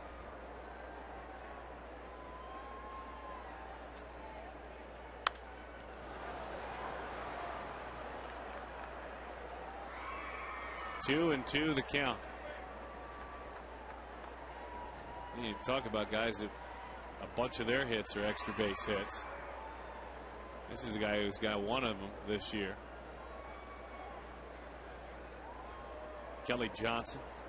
Jose Bautista on the other side. 2-2. 3-2 the count.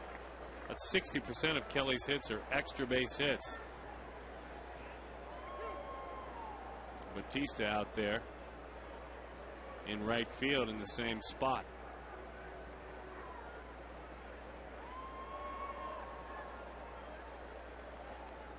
Kelly walked, flied to center, struck out looking. He's walked again. He'll take a walk if you give it to him, Joe. He won't open up that zone too much. He's on base, and that's the important thing. He wasn't going to widen his strike zone because first base was open. And we're going to have a visit on the mound. So the Blue Jays in town. Cito Gaston's squad. And so far, so good for the Diamondbacks.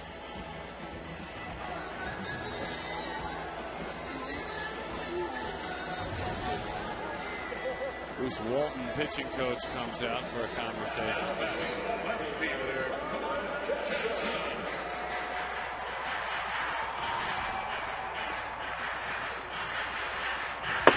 He's walked a couple guys. He's going to try to get ahead of Connor. It'll be a fastball. If I was hitting, I'd look for that fastball right here, and if it's anywhere in that strike zone, I'm going after it. Same thing happened in the fourth inning. Connor took it right down the middle. He's not waiting around this time. It's a high fly ball in left center field. And again, communication at the strong point between Lewis and Vernon Wells. Nobody's hollering out there. One constant, though, in both plays has been Fred Lewis, unfortunately.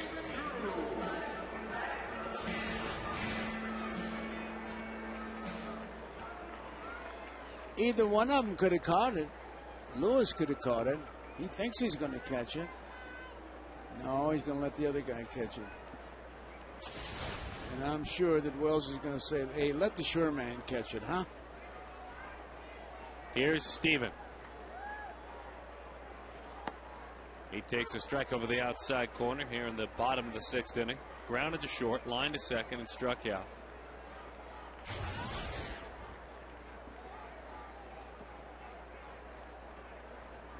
Steven was 3 for 7 with a triple and a homer. 5 RBIs in that Giants series. Pitch is high. You know, that's why taking infield practice was so good. I mean, outfielders would be out there and they'd hit fungos to them. You do that every day, you kind of get used to it. But I don't know where infield practice has gone. Not like you used to. You do start to see it a little bit more now. This Diamondbacks club, the regularity. Want to remind everyone, by the way, voting is now open for the 2010 All-Star Game in Anaheim. Help send your favorite ball players to this year's All-Star Game by voting at dbacks.com. Vote early, vote often, and vote today at dbacks.com.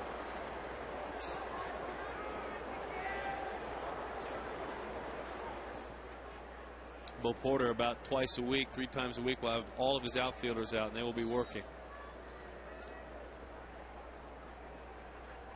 The 1-2. Breaking ball is high. Do they take it off the bat near home plate? They'll take it off the bat. A lot of times what they'll do, like today, guys were taking it off the bat. One of the members of the clubhouse staff were flipping it to a coach, and he was whacking it as if it was live instead of throwing the ball up and hitting it. Playing it into the gaps, playing it off the wall. The 2-2. It was mandatory when I played. Every day, huh? Sure. You saw the throws come in from the outfield. If the ball skipped off the grass, you knew it was just cut. If it died, you knew the grass was high. And you looked and see who the outfielders were. Maybe the regular guy wasn't out there. Indication he might be hurt. So if he's playing in the game, run on him. I mean, you got a lot of information by watching that. Steven a mile high into shallow center field. That's Vernon Wells there. And Wells cradles that one easily, putting it to bed. So now Justin Upton. Well, we put the spotlight on him because Upton is walking into the batter's box, a perfect 3 for 3, looking for a 4-hit night. And we've seen him hit it to each and every part of the ballpark.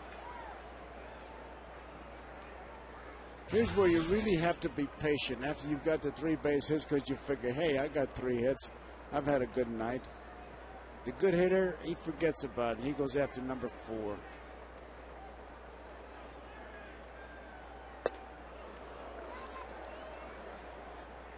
He went against the grain, exactly what you're talking about. Yep. Tried to hit a chest-high fastball, 0-1. Not going to do it.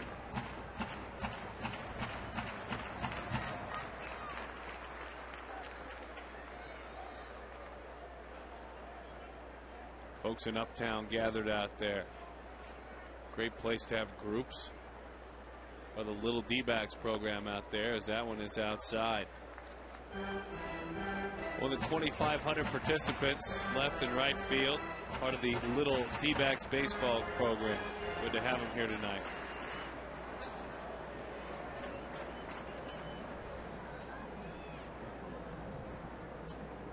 One and one to count. A little cutie there with the mohawk. The 1-1 to Justin. That's the one he wanted.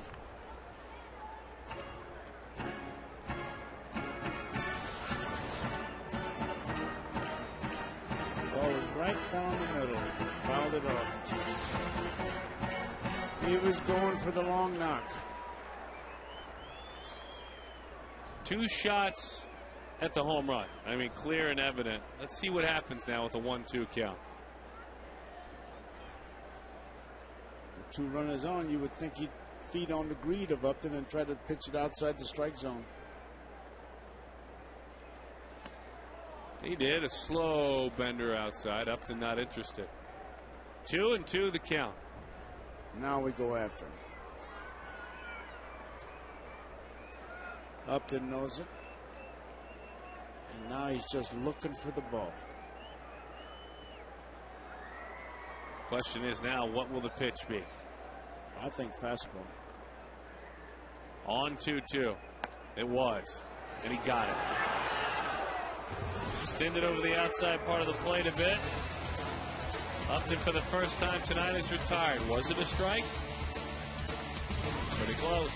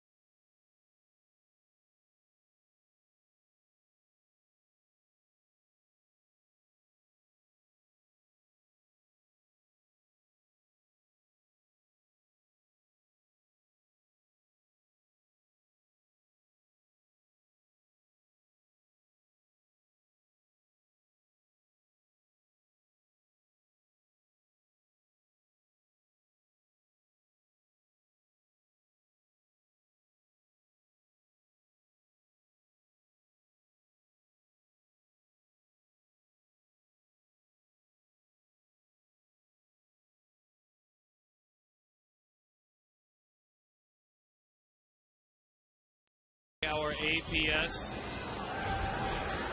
Energy All-Stars. So far, so good for Dan Herron. He's doing it on the mound, just 2 solo shots, and he has driven in more than he has let in on his own.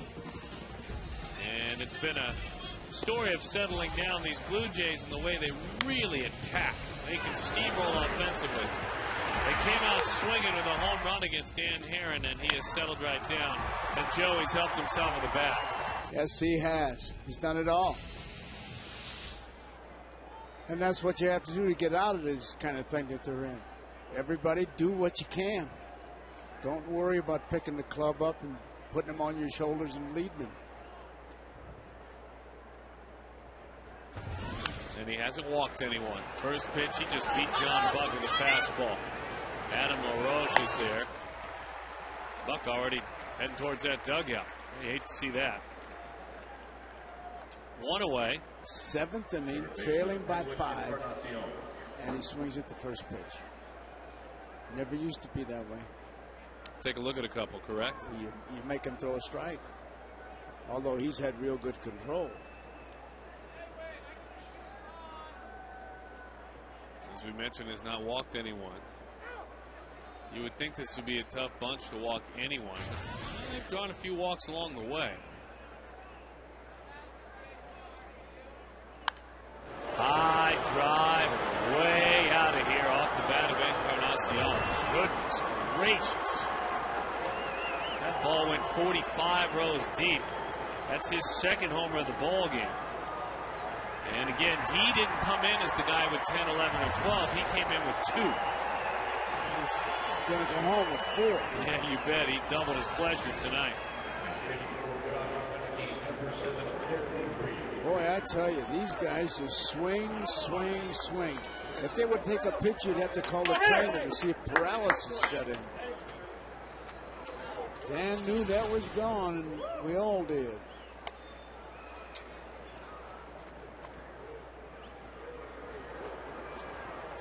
This would be a hard club to pitch against, Dan. I think.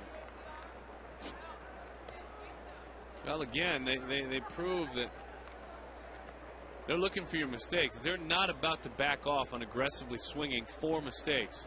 You make it, as Jeremy Reed pinch hits.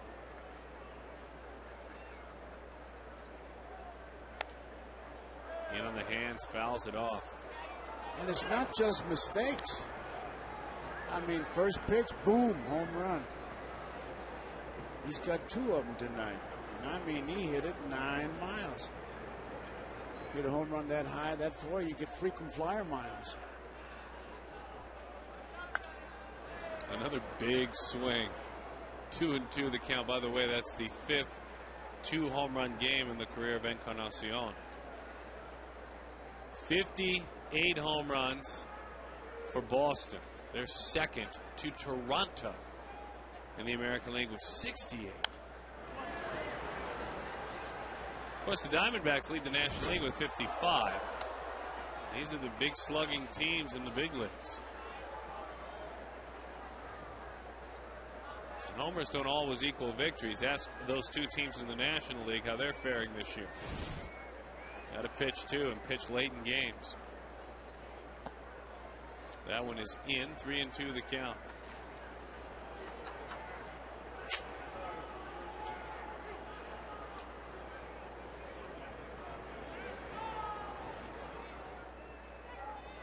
Two home runs for Encarnacion, and that one outside corner, strike 3. Reed is done.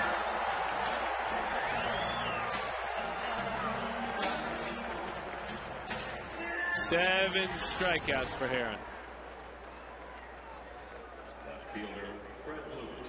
Pretty good pitch, Joe, right at the knees. He thought it was a ball, but it was not. That was a good pitch.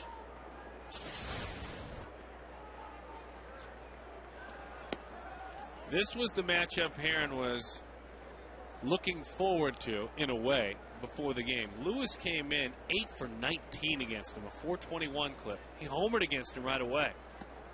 Breaking ball down and in. And then Dan has struck him out twice since.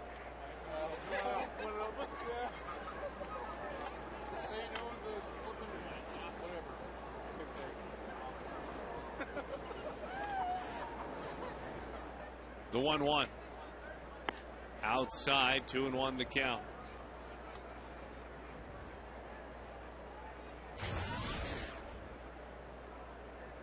You just feel it when a guy's a tough matchup. You don't care what he does against anybody else. You know what he does against you. You know it.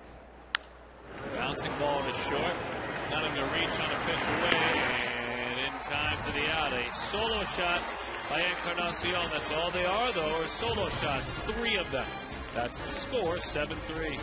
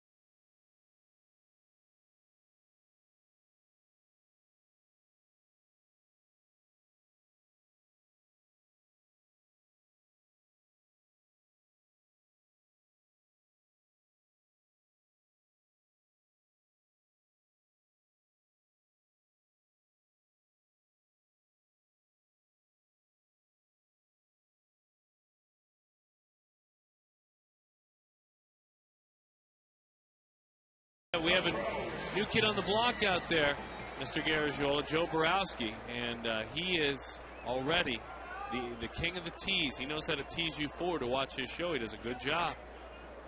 Joe Borowski in the postgame show. It's those old relief pitchers. They get it. Well, I'm not leaving the seat. Let's see. Joe and I We'll be there. We'll pitch in. LaRoche trying to pitch in. Grounds into his counterpart over there. And Lyle Overbay who makes the play. And in time for the out, Casey Jensen takes over, the right-hander, for the 17th time this year. And here's Mark Reynolds. So Mark tonight has flied to center field. He has doubled in a pair. He has struck out.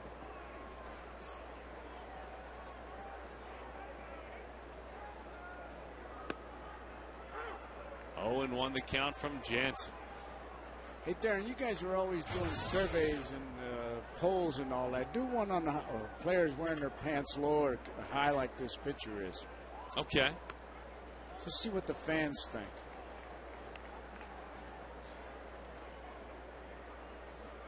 That's a very easy thing. Also, you can drop us an email, foxsportsarizona.com.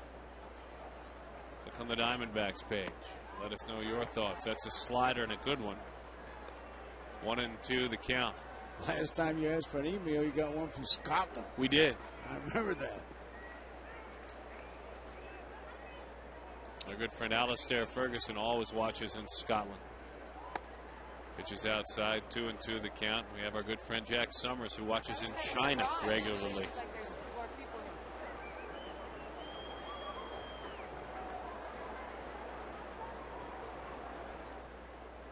The 2-2.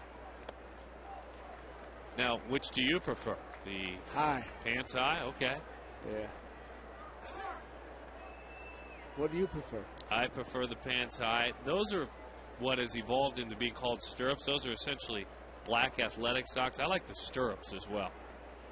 Don't see many players wearing the full-blown stirrups anymore. As that one is fouled up, bounces around.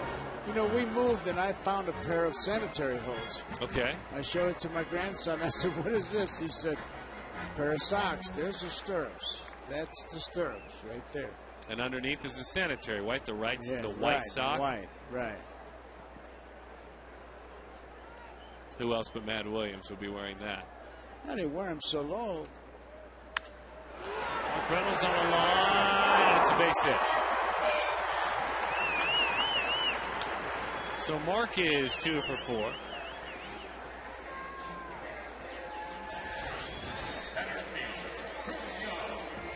Breaking ball. We waited for it to break and just laid the bat on him.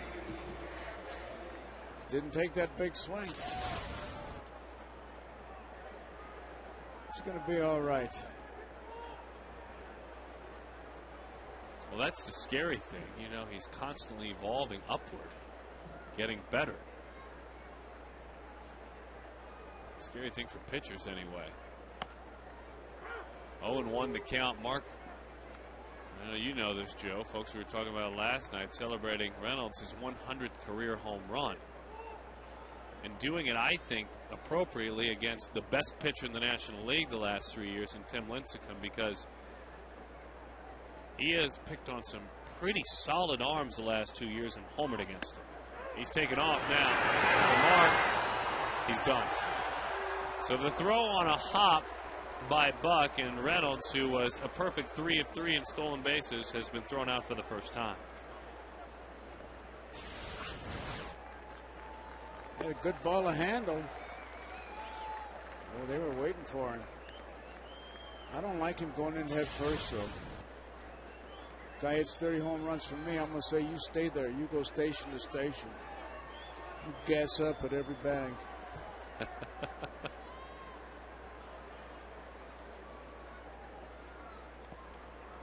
All right, this is for Joe Garagiola.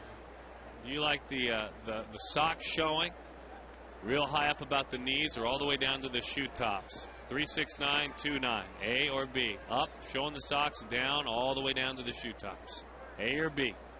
36929. Pitches away. 2-2 the count. It looks sloppy when they're down that low. Some guys got it below their shoes, it looks like, you know?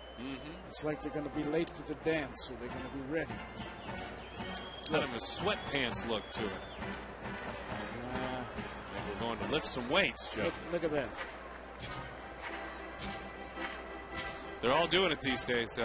I know it. Hey, it's what does he know? He's an old ball player. Those guys, they don't know anything. They probably don't. But I'll tell you one thing, managers would never let you wear those pants that low. The 2-2. High drive. Deep left field. Chris Young. Got him.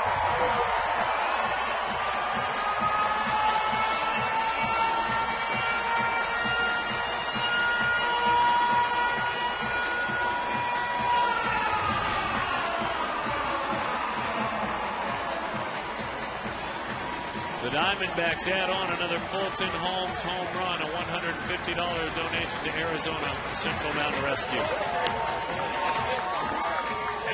He knew it, too, as soon as he hit it. We talked about it being like two fat boxers knocking each other down and getting up and hitting it. And you saw it here. They hit one, we hit one. Snyder takes a pitch away. 8 or more runs in a game this year. The Diamondbacks have reached 8 tonight. You can see that. Arizona's done it 12 times now. Tampa Bay 14, Philadelphia 13. 1-1 the count. I tell you, they're coming back strong. Last night's game was a big win. Tonight they're doing it with the bats. Well, I'll say, and when you look back on last night, just living through all the games this year, I think it can be at times demoralizing when the bullpen can't hold the lead or a starting pitcher. But you know what? They showed resolve offensively. Yes, they did. And then the bullpen was the key part of it in the end. Everybody contributed. Everybody did what they could do.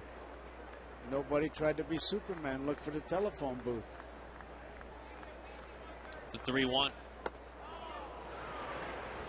3-2 the count to Snyder. Chris walked and scored back in the 6th inning on Dan Herron's RBI double.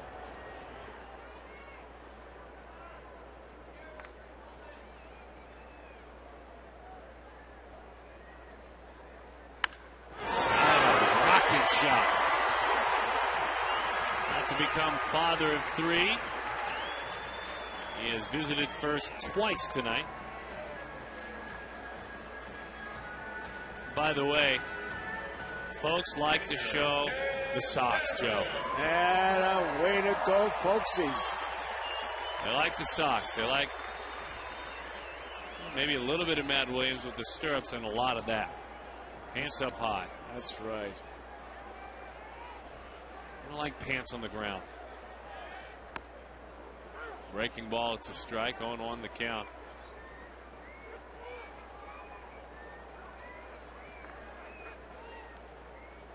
Getting some emails, by the way, from some fans. Some ladies are weighing in on what they think. They don't like them. The 0-1. Up. 0-2 the count. Well, Barbara Cooper says she likes them all the way, down by the shoes. Oh, she likes suitors. Now, Melissa Pollock says, and this is a quote, I like them up, much sexier, she says. Sexier? Thanks a lot, but I don't think so. Just telling you what she said, Joe. Bobby Cox in high socks looks sexy? Come on.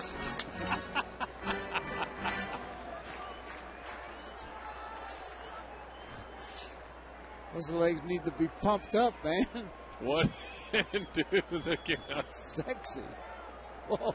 Well, we have some female viewers out there. That pitch is low. And, of course, our fine manner of the email, Scott Snyder, makes sure that those are the kind of ones that we sure. get handed. He gets all of them. Dan Herron, 3 RBIs, tying a career high. He did it also a couple of years back, June of 2008, against Oakland. Isn't that a funny thing? He reached his career high of 3 in an interleague game as well. He likes interleague play. Pitches very well. But you DH for him, right? When he pitches in American League Park, you don't let him hit for himself? Manager Garagiola? Well, I have no comment. Manager Hinch has said there will be a DH. Danny thinking that one was a little bit low.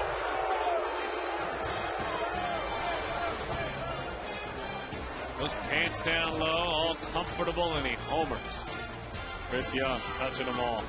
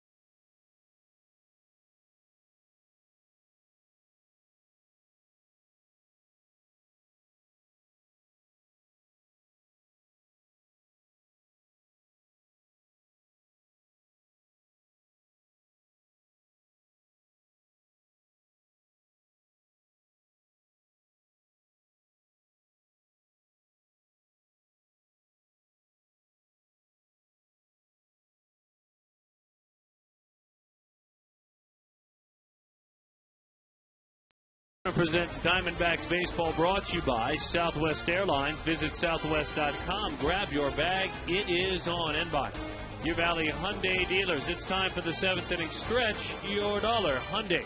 Now the most fuel-efficient car maker in America. Visit valleyhyundaidealers.com.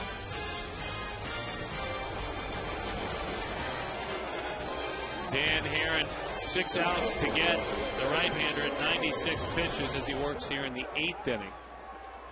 We'll see if he goes the distance. Not so concerned about that right now. Just 3 outs at a time for the right-hander, and we'll see where he stands. Never mind 3 solo shots. You know, you make your pitches, you get your offense, give up 3 solo shots, you usually go home a winner. That's right.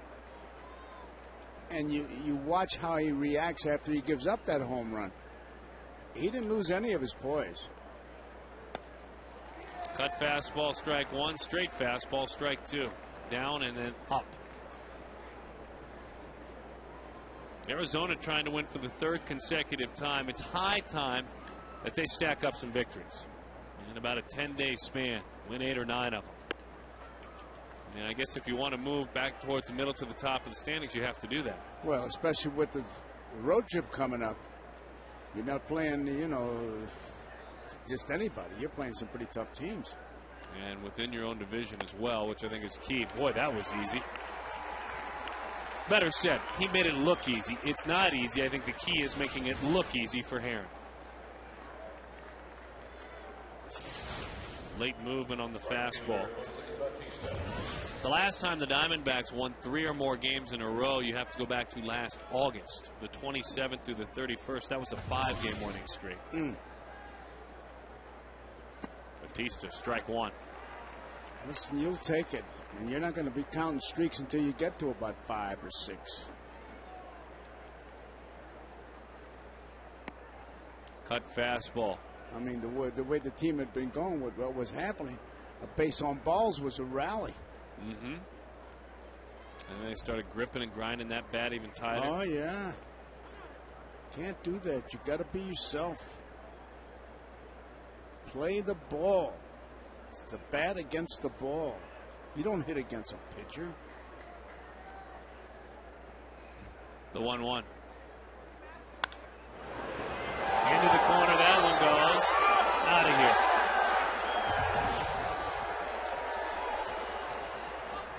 The 4th homer of the game.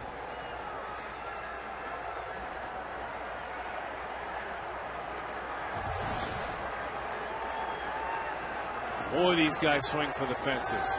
And you know what? They get there a lot. Oh, they reach him, too.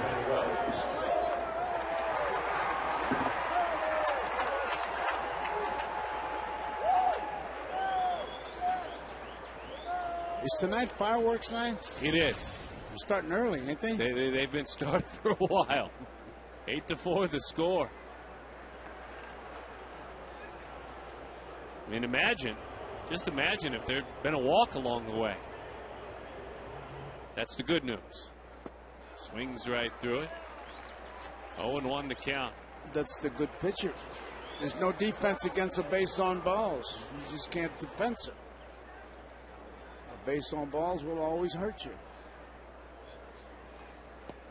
Split-fingered fastball. No balls and 2 strikes to Wells. Batista, by the way, that's 13 home runs. Amazing. He was trying to find a starting job in Pittsburgh 3 years ago. Driven, left field, going back is Jackson. He's got room for this one. Whoa. Vernon Wells with 11 home runs is retired. Danny in 105 pitches gets it. If you didn't know better, you'd check the bats and you'd check the ball. Mm-hmm. Are they using the correct bat? Is the ball live?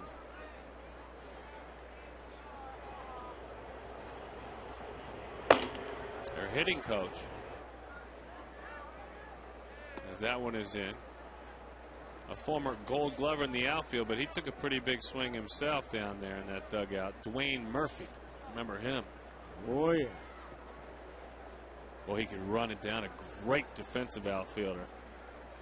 Lyle takes a breaking ball. 1-1 the count.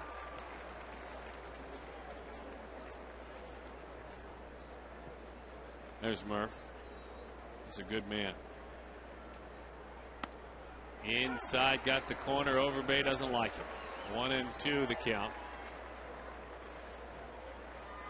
It's one thing about not liking it. You can show it on your face, but you can't say much. No, you better not. You better keep it clean. I know that. Lyle, middle of the diamond. Kelly surrounds it. Funky way he plays it, but it's an out. Doesn't matter. So Dan Herron, 4 home runs allowed. The good news is his team is up 5-4.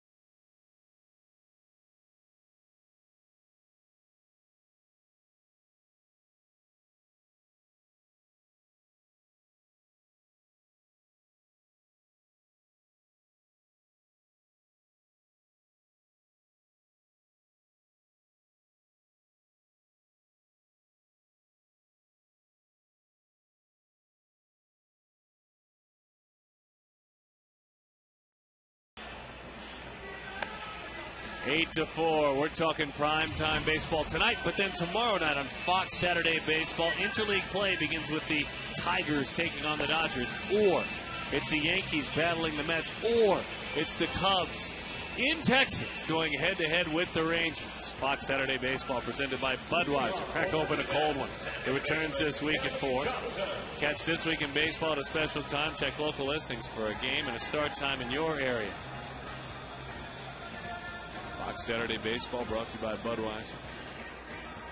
Thank the good folks at Budweiser for their large support of Sutton Strokes for the Little Folks Golf Tournament. Taking care of everything there. Here on the last homestand. Thank you, guys. Rami Lewis takes over. And the pitch is high. 1-0 the count. Rami, Seattle, Washington, born and raised. Newport High School in Bellevue, Washington. And if Gutierrez is warming, it looks like Gutierrez is in the ninth inning. He just got the wave into the ball game from Glenn Sherlock. So Dan Herron done.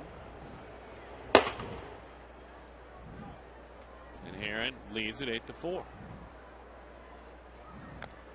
In and out of the catcher's mitt. Lewis facing Johnson.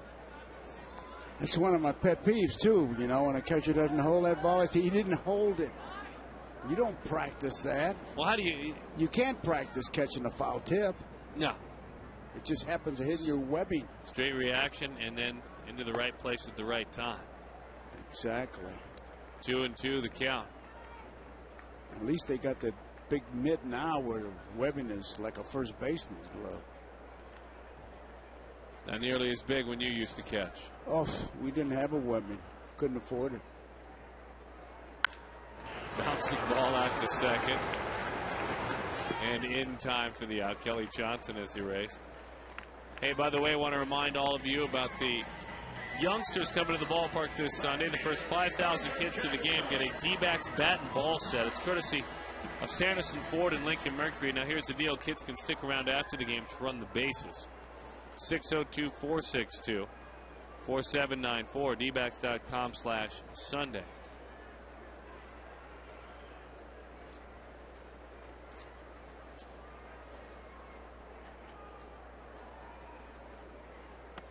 You talk about putting together a nice winning streak, playing good baseball, winning a series, maybe another sweep if you get greedy against the Toronto Blue Jays. That road trip, some challenging pitchers along that road trip. Connor Jackson fouls that one off. You'll probably see Cook, Ubaldo Jimenez, and maybe Francis in Denver. You'll see Lincecum in San Francisco. You'll miss Kane and Zito. You'll have Billingsley in Los Angeles. He pitches tomorrow night. Edwin Jackson, you'll miss Kershaw. And then, of course, Joe June comes, which is a big challenge.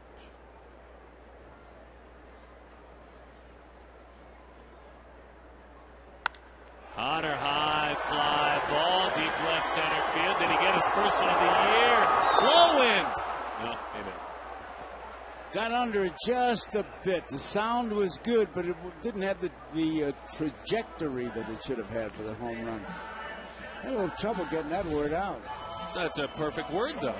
Yeah, perfect. Radio only tomorrow. Dana Evelyn against Edwin Jackson. Edwin, bet your boots, will be pitching in after watching these Jays dig in and swing for the fences all night. He pitched very effectively in, some by accident. And then Sean Markham, the ace of the staff for Toronto, against Billy Buckner. Sean Markham can pitch. Stephen Drew pops it up. And that one is fouled off.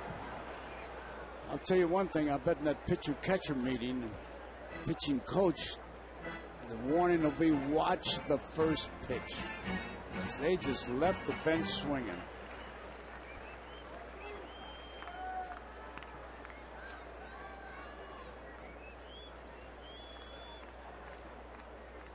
Toronto #1 in homers in the big leagues. Diamondbacks #3. Diamondbacks #1 in homers allowed in the big leagues as well. So get out here, folks. Come out to the ballpark. See some boys swing it and do their best to knock it over the wall. Give you a souvenir. Steven broke his bat. Is it a Texas leaguer? You bet it is. Now, Here's the guy we were talking about in Florida that had 3 taken away, 1 taken away tonight on a rocket shot. There's 1 back to him. Put the bat on the ball, the secret of hitting.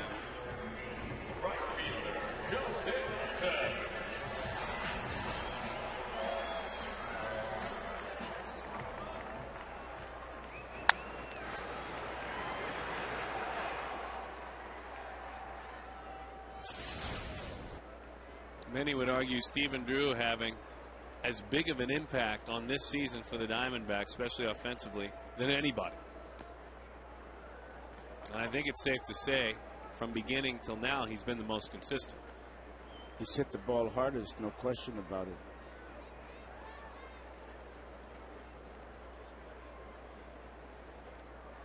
Upton singled and scored, doubled and scored, singled again and struck out.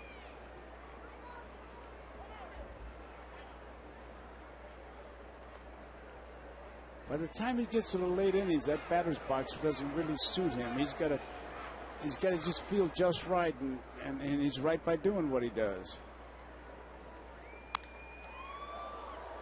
That word "feel" that you just used, that's a big word for Justin. Some hitters will talk about stance, hands, reps. Justin uses the word "feel" when talking about his approach in the batter's box. Boy, if you can get that.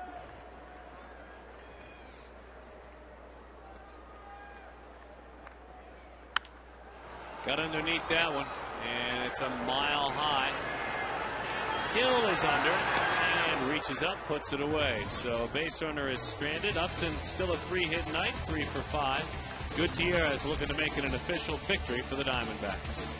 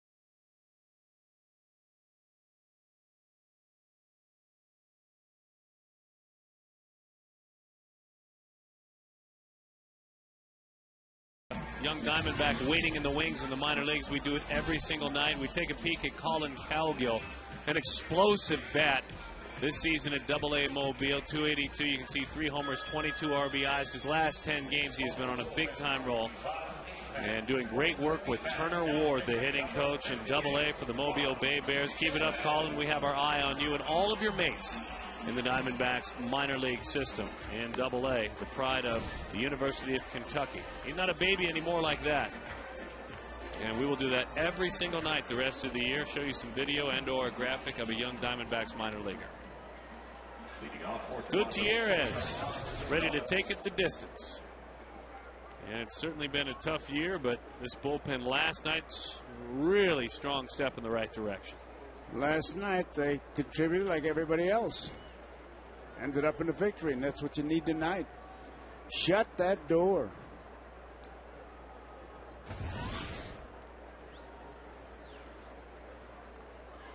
Fastball inside corner. It's strike one. 95 miles an hour.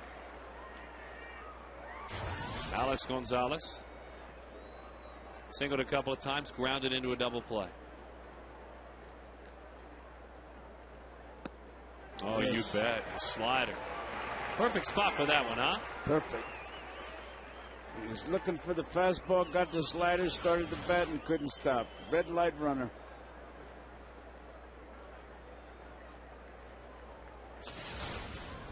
Well, you want to talk about a second half for a right-hander, and you hope he finds it. Last year, 29 games to end the season, 2.45 ERA. Gave up nothing in the spring. And it's just lost confidence. I mean, that's the best way to put it. The 1-2. Bouncing ball. He knocks it down. He's getting a little bit of that confidence back. And he's got the stuff where it shouldn't take a whole lot. But the only thing that breeds confidence is victories.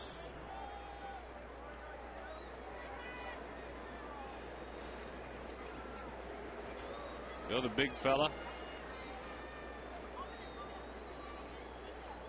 ready to roll. Swinging, and that helps. John Buck over the top of that one. A slider that 55-footer. He swung at that like he didn't see it. 0-1 the count. John is 0 for 3. Slider and a dandy. 0-2 the count. Boy, he's just nipping that corner now. Chris Snyder wants another one. Another slider, that is. Oh, good. It's good to have you back. Back-to-back wicked pitches. 2 outs, 1 out from a 3-game winning streak for the first time this year. That was not a strike. He just fed off the greed of Buck. His last home game, he pitched 2/3 of an inning and gave up 4 runs, including a homer. Tonight, a different night, though. Fastball, strike 1.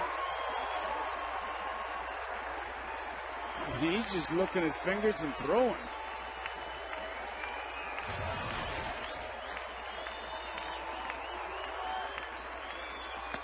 Fastball inside, nothing wrong with that. Missing in, 1-1 the count.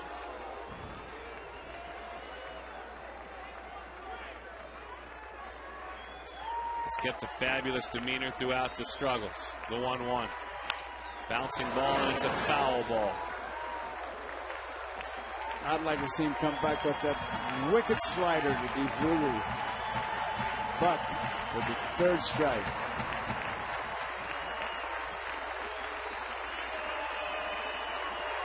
Wants to go up and away with the fastball, the 1-2. And he wouldn't chase. You may just see it now. No sense fooling with this. 2 balls, 2 strikes, 2 outs. Get him. Same pitch. Shook him off. He wants to throw the slider. I don't blame him. Lifted, deep left field. My goodness.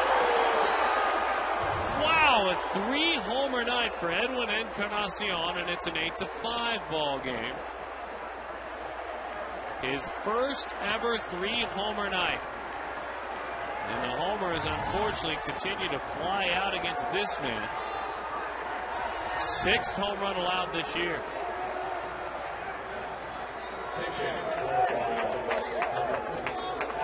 Oh, nothing fluke here about him either. They're well into the stands.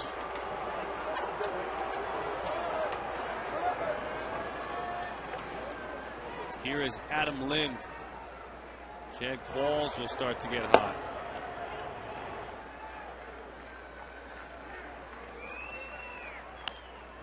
Slider. What else would you do but go to Hacken? He fouls it off. 0-1 the count. First career 3-homer night. Came in with 2 on the season. As they would say in a dugout, he's had a great year tonight. Lind wheels and swings and fouls it into the seats. 0-2.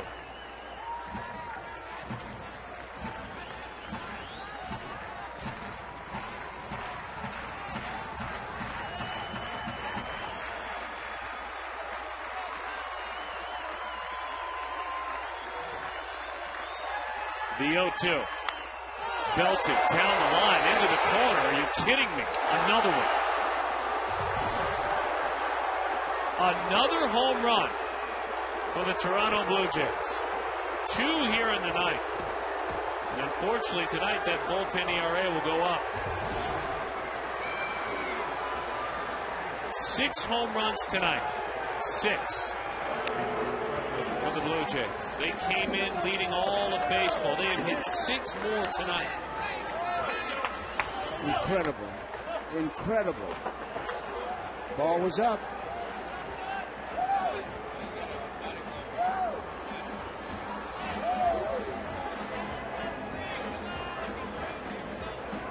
He doesn't believe it. Just doesn't believe it. Nobody believes it. 6 home runs.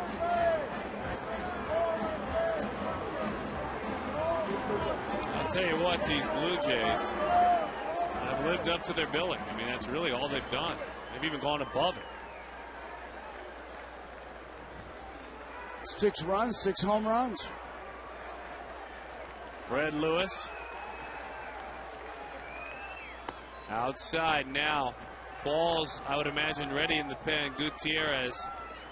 It's probably either this batter, get him, or Qualls comes in. The big fella rocks and fires. Outside corner, 1-1 the count. He looked so dominant with the first couple of hitters. And then all of a sudden, boom, boom. Toronto with 72 home runs this year. Fred Lewis was swinging for one, but now he's in the hole 1-2. Here's where Gutierrez has got to have a little meaning with himself. Do I go after him with this pitch, or do I set up the 2-2 pitch?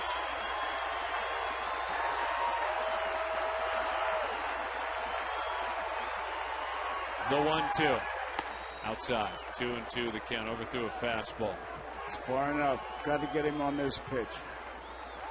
Diamondbacks last gave up 6 homers in a game. June of 08 against Oakland.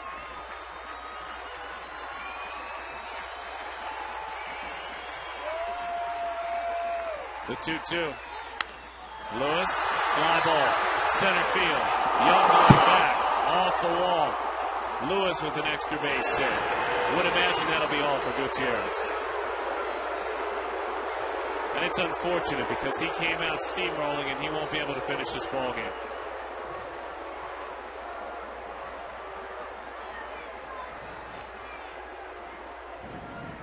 And they're going to need him and his confidence. As he says, no, wait a minute, don't leave just yet.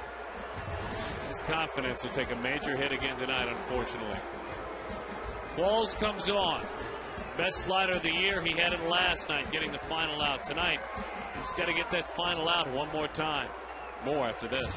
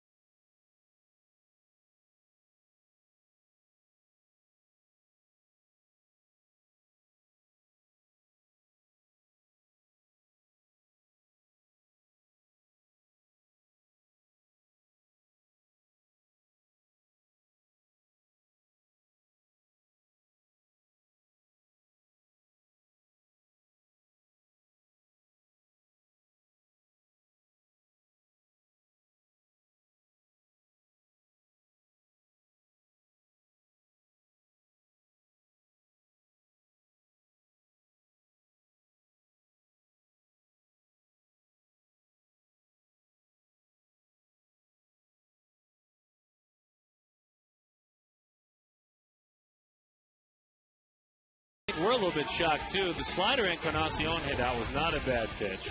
No. And he just got rushed off the bench by Lynn, and then Lewis with a double.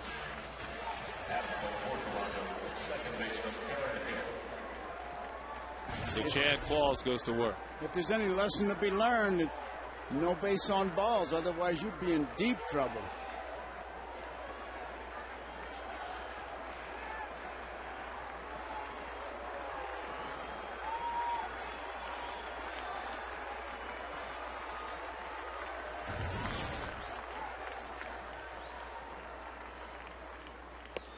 Slider is away.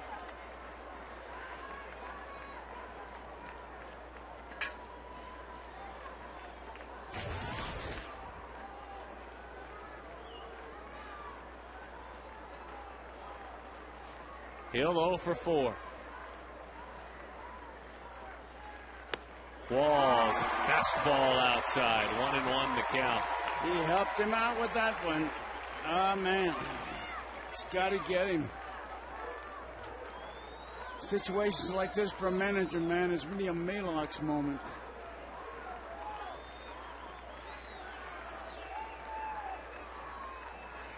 The 1-1. Slider, 1 and 2. It was that pitch last night that was the best. He chased two pitches out of the strike zone. Don't get too cute and go in the strike zone. You got a little bit of a pad. Feed off his greed.